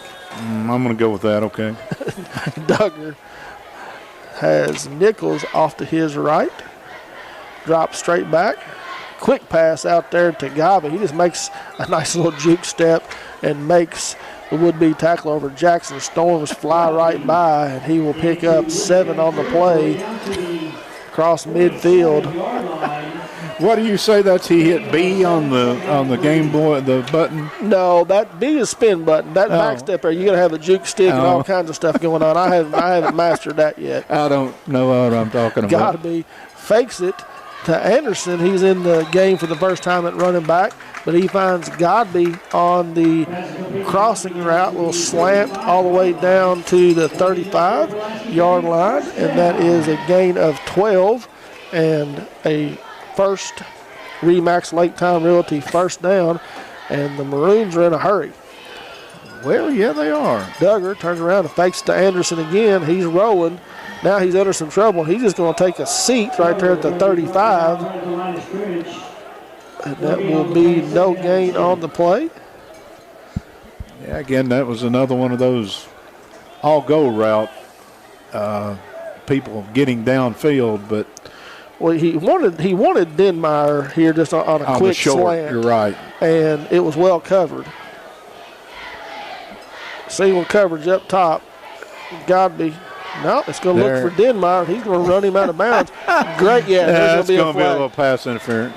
But I'm going to tell you, the defender back there for Whitley County, that's John Crawley. No, sorry. Yeah, that is John Crawley. That is Mason's brother. Yeah. And he just rolled Denmeyer out of bounds. And again, I don't have a problem. I'm like you. I think it's good pass defense. If you're going to run the route a step from the sideline, I'm going to shorten the distance between me and you every step, and eventually you can run out of real estate. There was no hand fighting. He never held him out. Nope. He just ran him out of bounds. And I'm telling you, as a former defensive back, you took this personal. I did. I've got problems. But after the 15-yard pass interference penalty, ball will be spotted at the 20-yard line, and that is a Remax Realty time first down. Godby on the jet sweep, makes a couple of guys miss. He is elusive. I'm just telling you. Elusive. Technically, that's a shovel pass, too, so it's going to go down as 14 yards of pass. And that will be first and goal, and that is another Remax Lake Time Realty first down, and we'll set the Maroons up in the Rick Barker and Godby Realty and auction. Oh, my. Top side. Well, they put him in motion. Bring him in motion. They're going to fake the sweep to him. Oh, nice break. That is a Did he catch great it? That's an interception in the end zone. Out there by Whitley County's Jackson Storms. He just steps in front of Denmeyer and tips it up in the air and comes down with it in the end zone. Touchback. Big second half here for Whitley County, 41-13 here in the third quarter. Touchdown, interception in the end zone, stops the Maroons offense, and now they're back on offense. Yeah, and if you're Pulaski County, that play, we've seen it run a handful of times this year. Whitley County watched it on tape. Wow. Oh, they're going to try the same play they just scored on, and not going to work 2 times in a row. Fool me once, shame on you. Fool me twice, shame on me. Parker will give a couple yards back. You can't net him -1. Yeah, the key to Parker, if I'm playing defense, is don't let him get cleanly through the line of scrimmage. Right, yeah. Don't give him a seam. Don't let him get around the edge. Yeah. So Hamlin is back in the game at quarterback, and he sends man hook in motion, fakes it to him, and he runs into Wesley and Bales. Yeah, Wesley kind of, what do they call that, belly to back souffle or whatever, just picked him up and spiked him. And he will check out. Pulaski will go with the nickel package. And Hornsby's coming out. Starting to see him get a few snaps. He's not 100% by any stretch. Taylor Robbins, so a little speed package, put in some pass rushers. Robbins does a nice job in the down position.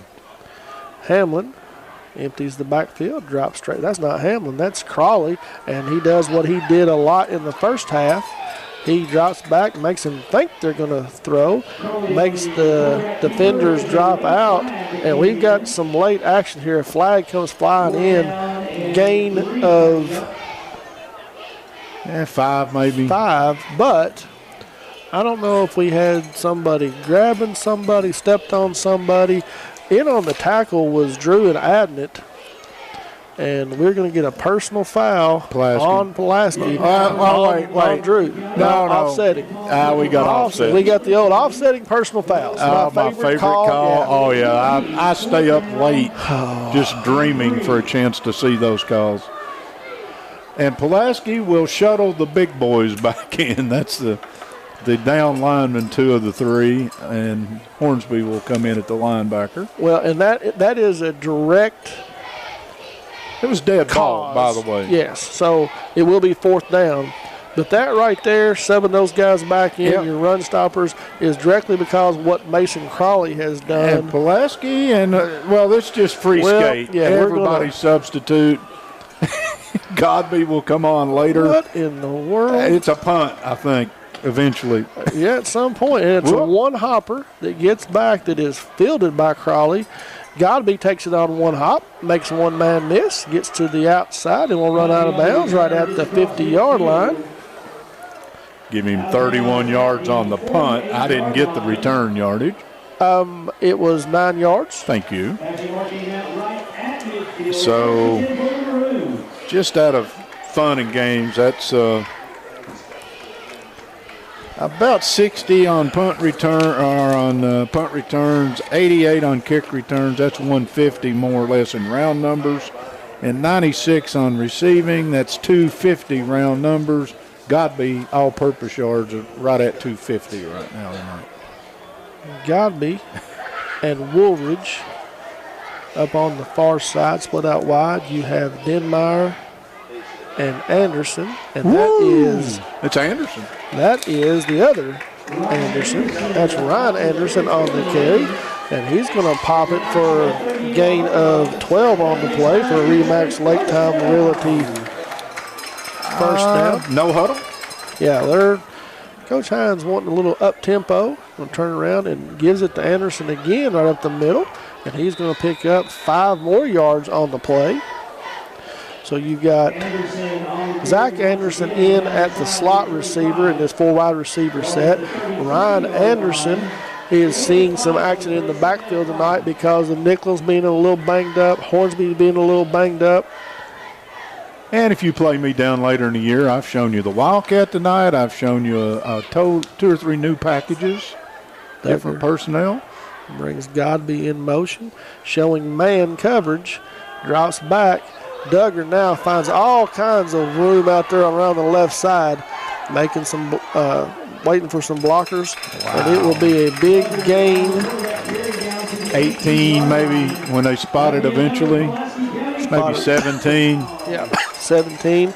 And that is another Remax Lake Time Realty first down, and sets the Maroons up in the Rick Barker and Godby Realty and auction red zone again. And Mike, last time they found themselves down here, Duggar dropped back and was looking for Denmeyer and threw an interception.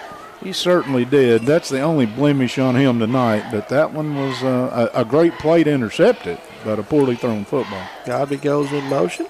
Duggar turns and hands and gives it to Little Anderson, I think. Yep, Ryan Anderson. Right up the middle, gain of 3 on the play. 2nd and 7. Anderson's got quick feet. Denmeyer, according to John Hines, is fast. That's fast. what I asked him about. He said he's fast. I love some of the, just he's fast. But Anderson's seen some time at running back. Looks pretty good. Duggar makes a change on the play. He's going to roll out to his right, looking to throw it back, and he's got Godby down there, tipped up in the air, and good coverage again back there for the Colonels. That's Sam Hayes trying to keep up with the leading receiver in the state, and tipped it up in the air, and Godby was not able to come down with it. Duggar saw something there because he changed the play at the line of scrimmage, flipped some things around, and we're going to have Nichols will go into the Wildcat formation here. Takes a direct snap and just goes right up the middle trying to find some room, but he's only going to fall forward for a short gain, maybe give him 2. We'll bring up 4th down. Denmeyer in. I think he's just flipping sides. Yep, just flipping sides. He was already there. So Anderson and Denmeyer up to the far side. Woolward's down here by himself. Duggar fakes, now rolls out to his right. He's looking for Denmeyer down there in the end zone, and he will find him coming from the slot on the far side. 13-yard pass completion for the touchdown from Bryson Duggar to Denmeyer. And at 5:34, and the clock is running. Mm-hmm. It's not supposed to be. Clock issues in the everywhere state. You go, and it's still running. I don't think 5. Okay, I'm going to say that it was at the 5. That stops. 5:35. Bryson Mount's extra point attempt is up and good, and the Maroons on the Randall D. Turpin CPA scoreboard extend their lead out 48-13 after the Citizens National Bank touchdown from Bryson Duggar to Denmeyer.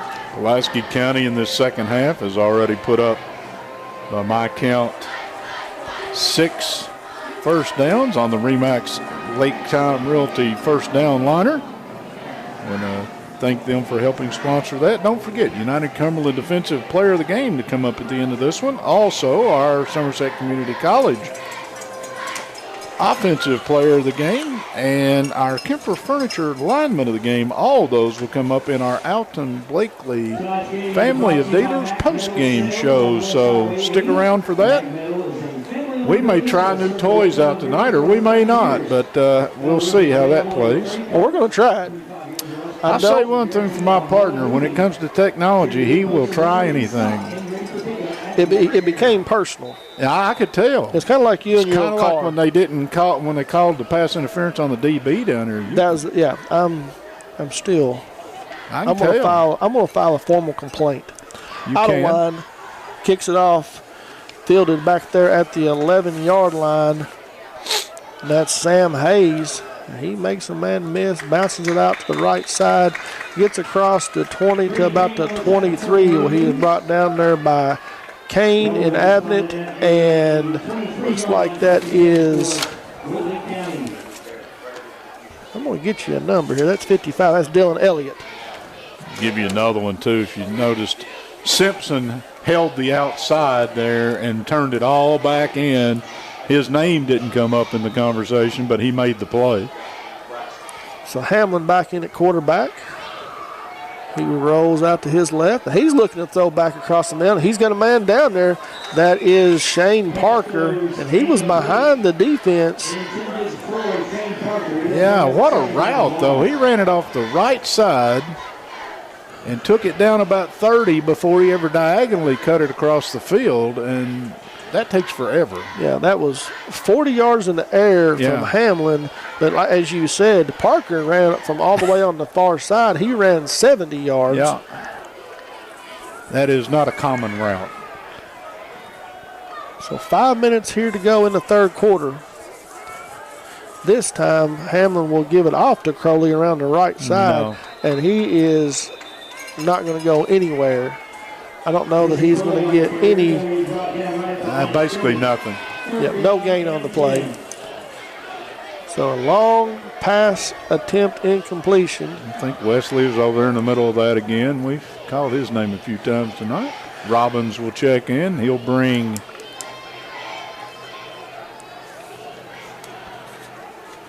Elliott in with him. And the speed package checks in for the defense. Hamlin drops back to pass, and he's flushed out to his left. He's still looking. He's going to throw it and complete the pass to Mason Crawley. He may have got a first down out of that eventually. And he is able to escape the tackle from Dixon, and he will fight enough for the first down. I thought so. I thought he was flirting with the out-of-bounds line over here, but apparently not even close.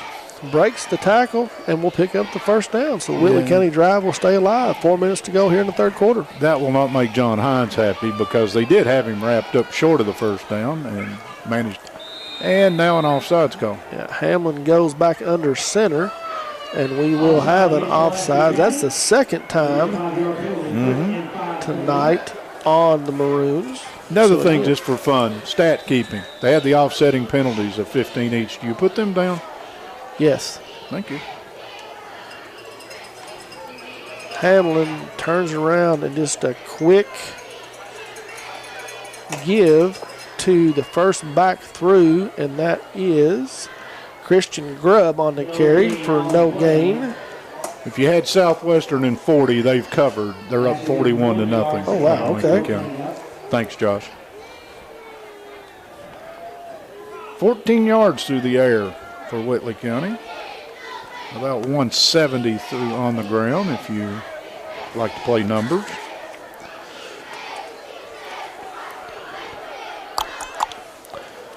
Hamlin calls out some signals. He sends Parker in motion on the jet sweep. And little zone read music, and I would have handed that one off. Pulaski County's got rodeo cowboys out there right now. Is Jay Bells, Aiden Wesley. Those two young men right now, I've got them. They're fighting back and forth for United Cumberland Bank Defensive Player of the Game. Wesley has done some other things. I think he forced a fumble. And he He's got had a a pump block down there. He's Took had one all off the kinds chest. of different things. So, but now Jay Bells has been in the middle of a lot too. He's always in the middle of a lot. Mason Crawley on the jet sweep. He hops over the Xander Simpson attempted tackle, and there's some not happy stuff going on right there right now. Not happy. Bryson Brown, big old boy, by the way, I might add. And he come up fighting mad. And that usually means a D lineman was either viciously held or got cut. When you see them react like that, So they do sub him out. Going to give him just a little bit of time to cool down. Teammates don't even want to stand beside him right now. It's kind of like big man smoking right now. 4th down, though, Mike, here. It Big is. stop opportunity, and they've got Crawley. No, he's going to try to hand it off there to you go. Great job right there coming up from his middle linebacker spot. Leighton Abbott, they brought some pressure right through the A gap, and Leighton Abbott loss on the play, loss of 8. And they will turn over on downs, and Pulaski will find themselves in the familiar territory, in Whitley County territory, to start their possession. Let's call that a tackle for loss, a sack, a great play. Mr. Abbott, no wonder you're the leading tackler on this football team. And the Maroons here leading 48-13 on the Randall D. Turpin CPA scoreboard. 1:34 to go here in the third quarter. Duggar sends Godby in motion from left to right. Wheel route. Nope. Turn around and hands it off to Idlewild. And he's got big space. He's down inside the 20 to the 10. Little stiff arm. Will get all the way down to about the 1 yard line. 35 and 1 short. And on one play, the Maroons have a first down. Lake Time Realty first down, and have moved into the Rick Barker and Godby Realty and auction just that quick. And Idlewild is going to go take it, punch it in from 1 yard out. So give that man credit. That was the Ethan Idlewild drive. So everybody just came along for the ride. Idlewild with the touchdown. Are you good with math? This extra point matters. Yeah, it does. Yeah. We've got whistles. We got what in the world? I don't know. Oh, we have a personal foul on. The touchdown is good. So, Toby Durham looking to Coach Hines to see if he wants it on the extra point. So I'm going to get that down here. So 1 yard touchdown run for Idlewild. Ethan Idlewild. Mason Hall just checked in on the extra point. They got him at the right guard. We had a personal foul on Whitley County, so if I'm not mistaken, the Maroons will be kicking off. I think you can take it on the kickoff. Yeah, on the Whitley County 45-yard line. And Toby is. How you like this formation? You got Godby saying, I'm not about to get in the middle of that. Y'all straighten this up, and then I'm going to kneel down and hold for the extra point. But this extra point starts the clock running for the nonstop or the running clock. And I don't think there's anybody in a maroon jersey that doesn't want to see that happen. Good snap. Hold is down, and it does trickle over. And that will put us into the running clock situation here as the Maroons have extended their lead. So someone in the box with us tonight is now correct on the running clock call before the game. I would have bet against it. Shows I don't know very much, but I didn't know the opening kickoff was going to the house and things were going to start like that. All right, Pulaski will kick off. I'm looking for suspects right now, and it is the usual suspects. Those are your number ones. They call this a learning opportunity. We will have. Whitley County has had, count them, 7 kickoff return. Well, hang on a second. Right, we're going the wrong way. Yeah, they called the personal foul on Whitley County. And they assessed it against Pulaski County. So that explains it a little bit to me, because I was wondering why Toby was over here having a very long discussion with Coach Hines. But you've got Mr. Peters and another one having a discussion here. And anyway, the penalty that I credited to Whitley County will be credited to Pulaski County. So instead of Pulaski kicking off at Whitley's 45, they will be kicking off from their 25, and Idlewild will put it in the air, and it will be fielded there by Sam Hayes at about the 23-yard line, and he runs right into Abbott and New and others. And the ball will be placed up at about the 35-yard line as the clock will wind. I don't think that we will get a play off here in this position. And give Elliott a piece of that tackle, too, while you're at it. We may. Whitley County is out of the huddle. Since 1988. They will. They're going to try to get a play off. Hamlin takes the snap. Running start. That's 20. Oh. That's 25. That's Cody Bryant on the carry, and that's Wesley on the tackle. And that will bring us to the end of the third quarter here. Pulaski County High School homecoming night. Maroons lead 55-13 going into the fourth quarter, and you don't have to read anything. Since 1988, Toyota of Somerset has been serving and supporting our local communities. We want you to know that we are here for you and your family. Someone you can trust, someone you can count on, now and for the better days to come. Trusted, loyal, dedicated, helpful, and consistent. Toyota of Somerset. Come see us or visit us online at toyotaofsomerset.com. We, the people of this great land, are resilient and will get through this. And buying and selling is the real stimulus. Land and real estate are the premium investments, and they're not just making any more land. At Ford Brothers Auctioneers, we'll get you the most for your property with live, online, and multi-parcel auctions. Selling farms, homes, developments, and commercial properties for top dollar. Give us a call or online at FordBrothersInc.com.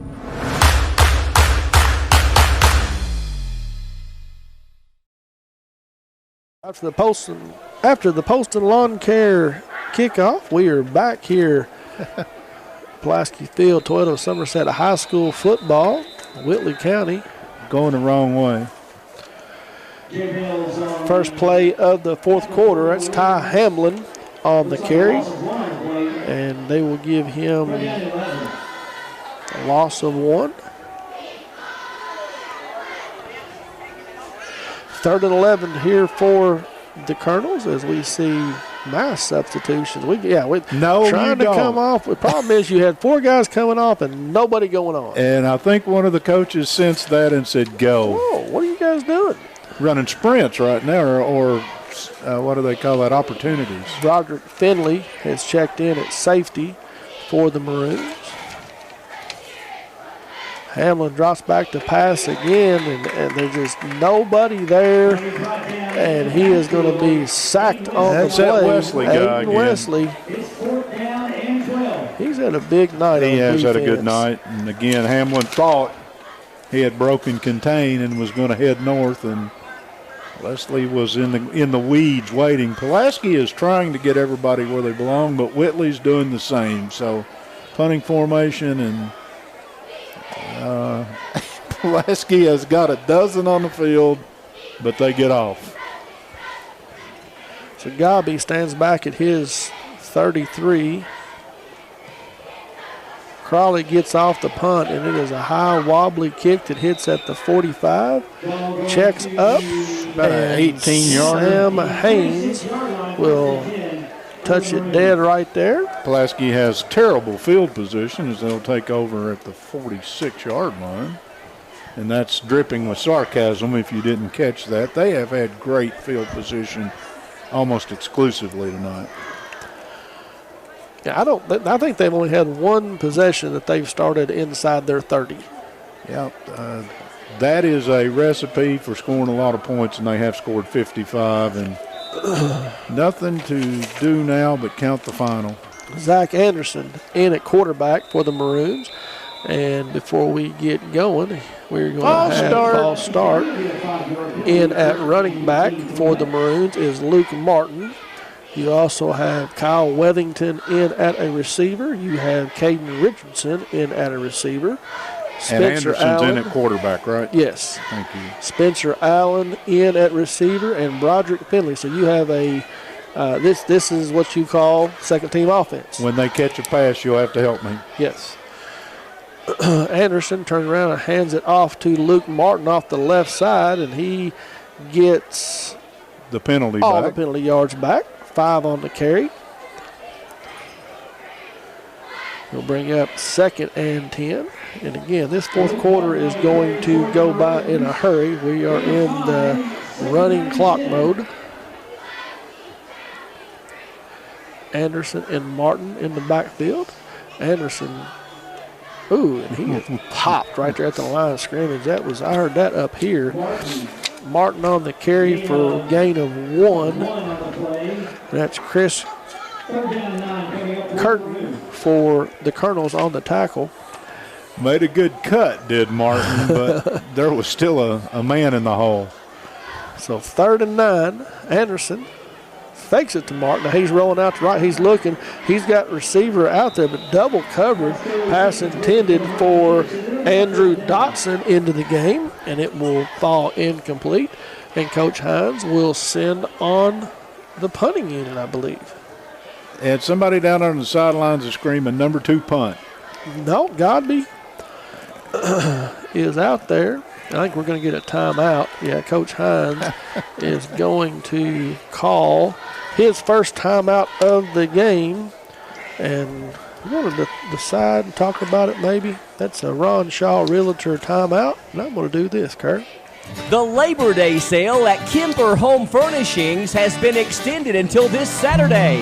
Kemper has 3 unbeatable offers together in one sale. Get up to 50% off store-wide. If that wasn't enough, how about up to 5 full years to pay interest-free? And to top it off, bonus in-store coupons to save you even more. But this sale absolutely ends this Saturday at Kemper's in London and Somerset. Kemper makes it home. Welcome back. As we come back from timeout, we want to thank our official photography sponsor, Don Franklin, Somerset Family of Dealerships. A big thank you to them for presenting tonight's coverage of high school football. Be sure to take advantage of the end of summer savings at any of their Somerset locations. Visit them at any of their 4 Somerset locations or on Facebook at Don Franklin, Somerset Family of Dealerships, where they treat you like family. After the timeout, is it Wesley? We do have the second team punter, and that's Anderson back there. And he puts off a nice punt that will hit inside the 20, and a favorable Pulaski bounce, and will roll dead at the 9-yard line. 44 yards on the punt.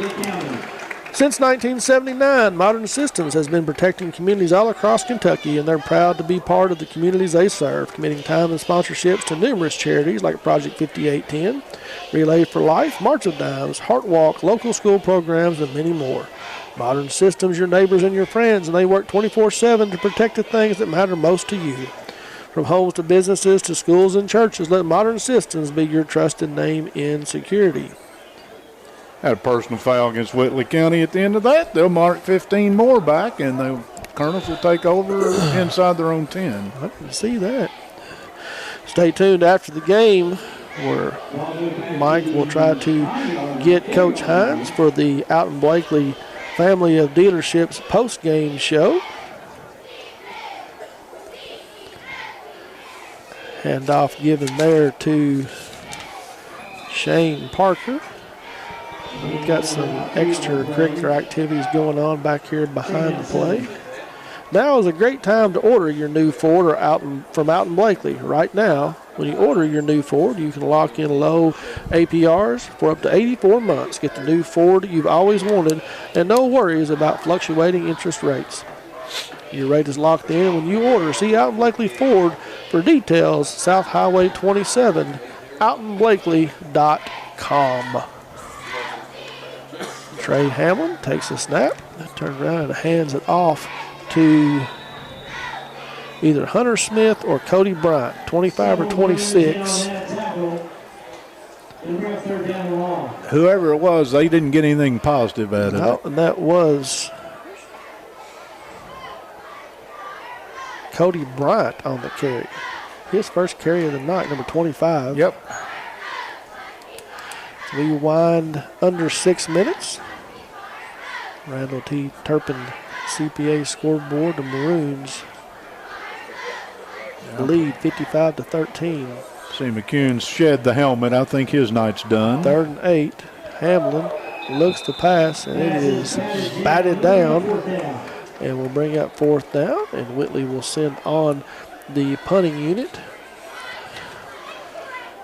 And we are quickly but surely running this one down. Conveniently located off North Highway 27 between Big Lots and Backyard Burger, Magic Monograms is the place for custom embroidery, screen printing, and so much more. They can put your designs on medical and athletic uniforms, corporate and school apparel. Find them on Facebook. Search Magic Monograms and Embroidery. Roderick Finley is your deep back.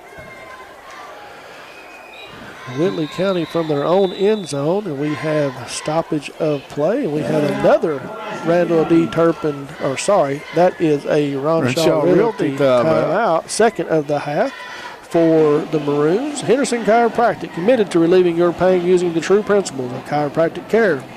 Their caring, helpful team strives for excellence through extraordinary service and patient education. Dr. Henderson provides chiropractic care for injuries that occur during sports, auto accidents, work-related activities, or just everyday wear and tear. The experience you need for the results you want, that's Henderson's Chiropractic. And I'll bet you there's a referee on the sideline tonight that may go see Chad Henderson this week. He took a nice fall earlier in the game, huh? I checked with him at halftime. He said he was okay. Are you stressed, anxious, or depressed? At Intrust Healthcare Counseling Services, we can get services started today. Intrust offers you the flexibility of providing you with counseling services in their office, on the phone, or through your computer. Give them a call at 606-676-0638 or visit their website at intrust-healthcare.com. At Intrust, your mental health matters. And Pulaski County doesn't have anybody back. In the Crawley punt. Give him about 41 with the roll. 41. That is the 6th punt of the game by Whitley. Pulaski's still running new numbers into the game. We're just trying to catch some of them. Caden Richardson may have just checked in at running back. Ryan Anderson is still in at quarterback. He saw some time at running back tonight. Did a pretty good job. Yep. And you have Kyle Wethington and Brian Ford into the game here at receiver. And Anderson will move Caden Richardson off to his left and bring Roderick Finley in motion. Brings him all the way across the formation. Going to throw it to him out here on a bubble screen. And Whitley County not fooled. But Finley gets a catch. Loss of 1 on the play. Anderson gets a completion. And now once again, Pulaski County, if you look at numbers, Duggar, 4 touchdown passes, about 190 yards through the air, average night. Hands it off to Caden Richardson off the right side.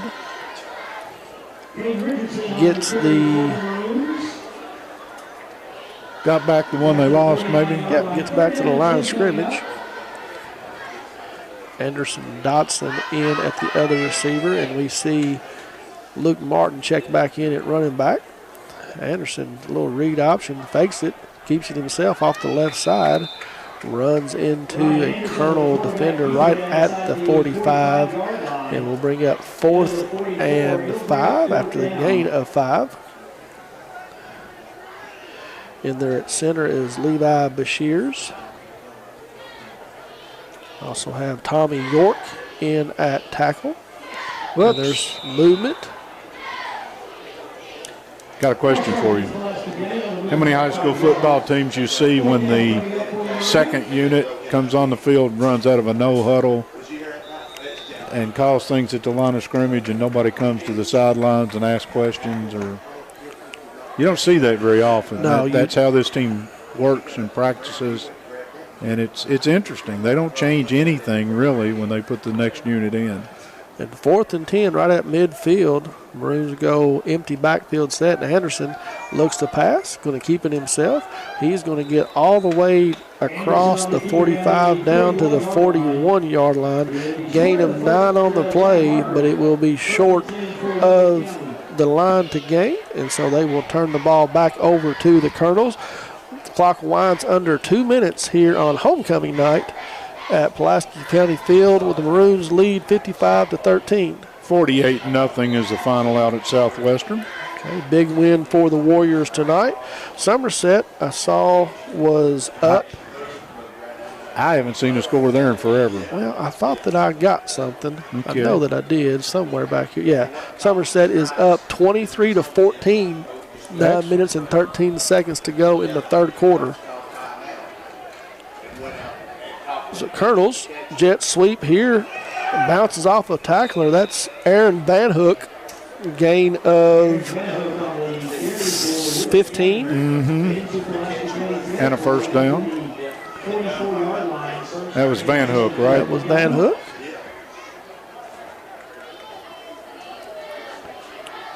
Whitley has some guys who've got pretty good foot speed and some huge offensive linemen. Well, they will run the jet sweep to Shane Parker, who had touchdown.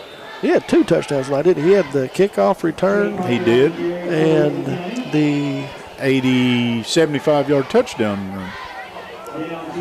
Right here in front of us. Did he have both of them? I think he did. Whitley, Sam. No, Sam Haynes had the 92-yard kickoff return. He did, 23. Yeah, 23. And then Shane Parker had the 75-yard. They had 2 kickoff returns for touchdowns? One. They've only got 2 touchdowns. That's what I thought. So that is going to be so close to a first down that they're not going to measure. It's going to be third. That wasn't a kickoff return. And sometimes you got to be a little bit smarter than. Go easy on yourself now. That'll do it, ladies and gentlemen. Thank you. Partner, give them a final.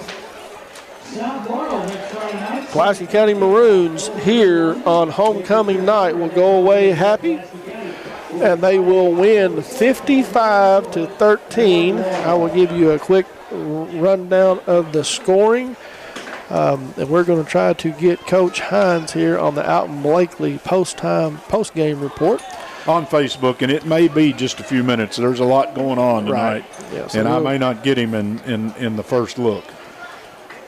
So scoring wasn't as crazy in the second half as it was the first half. I'll just give you the numbers from there. Starting in the third quarter, the Whitley County Colonels came out of the locker room and took the opening kickoff of the – no, I want to get this right here in just a second. I'm trying. Whitley County will come out, and on the first play from scrimmage of the third quarter, Shane Parker will take it 75 yards up the middle, untouched, and Whitley County would trim the lead 41-13. Pulaski County would then come back, and Bryson Duggar would find Harris Denmeyer from 13 yards out to extend the lead out to 48-13 after the Bryson Mounts PAT. And then finally Ethan Idlewine, 2 carries on the drive, took it 35 yards down to the 1 and then punches it in from the 1-yard line. After the Mounts PAT score would be 55-13. That was at the 1:14 of the third quarter, and we would have had a running clock. And excuse me, that would be the end of the scoring. Stay tuned. We will have our post-game report. We will have our Kemper Furniture alignment of the game. We will have our United Cumberland Bank defensive player of the game. And we will also have our Somerset Community College Offensive Player of the Game. And there's going to be a lot of people to choose from for that one. I've got a couple people in mind for the Defensive Player of the Game. And I've got one for the Lineman of the Game that I want to throw at you and see how you feel about it tonight, Mike. I'm with you. Next week, these Maroons will be set to travel to South Laurel, 7:30 kickoff, as they will travel over and take on the Cardinals. And the Cardinals are winless on the year, so maybe a quick night over there as well. PC moves out to 5-1 on the year, and more importantly, will get their first win in district this year, move to 1-0, along with North Laurel and Southwestern, big winners tonight against Lincoln County. That wasn't a district game, though, so they are still 0-0 in district. So 2 teams 1-0, 2 teams 0-1, and we'll start to get some separation here in the field as we go. Again, Coach Hines' pregame ceremonies here for his 200th win on the season. He picks up number 201 against Whitley County tonight here at home on homecoming night, 55-13. Maroons there at the 35-yard line meeting with Coach Hines. Whitley County will make the trip back down to Williamsburg on the way home. Be sure to watch the Buffalo Wings and Rings video game of the week on Lake Cumberland Sports. We're not sure when our next video broadcast will be. We'll have it posted up on the website at Lake Cumberland Sports this week to let you know wings created your way, always fresh, never frozen burgers. Conveniently located off North Highway 27 between Big Lots and Backyard Burger, Magic Monograms is the place for custom embroidery, screen printing, and so much more. They can put your designs on medical and athletic uniforms, corporate and school apparel. Find them on Facebook. Search Magic Monograms and Embroidery.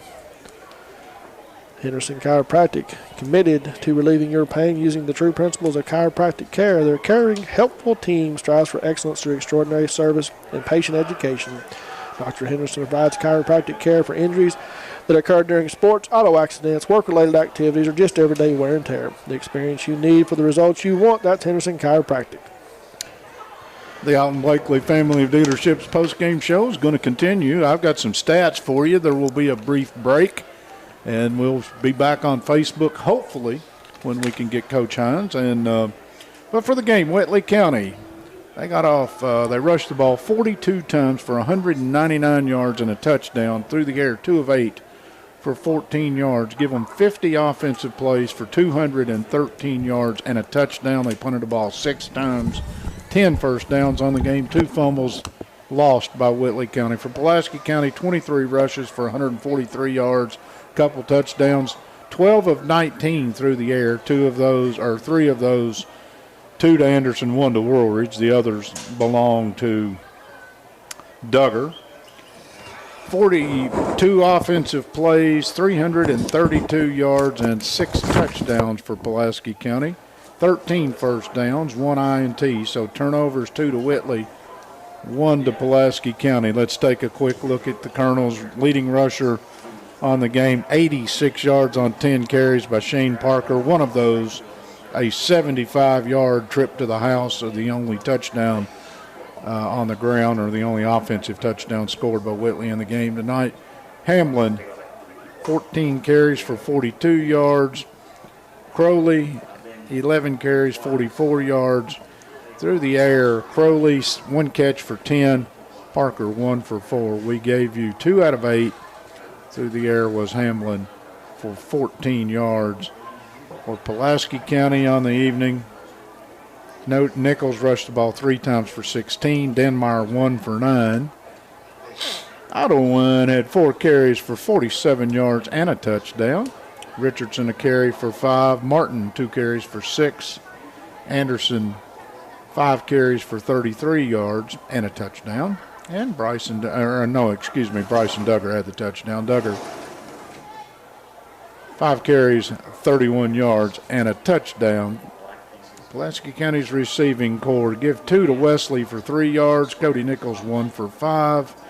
Woolridge 1 catch, but his first high school touchdown, 42 yards and a touchdown. Denmeyer had 3 catches for 43 yards and a couple touchdowns. And Chandler Godby, 5 catches, 96 yards and 2 touchdowns. That'll give you, I want to mention Godby also had 3 punt returns for 71 yards.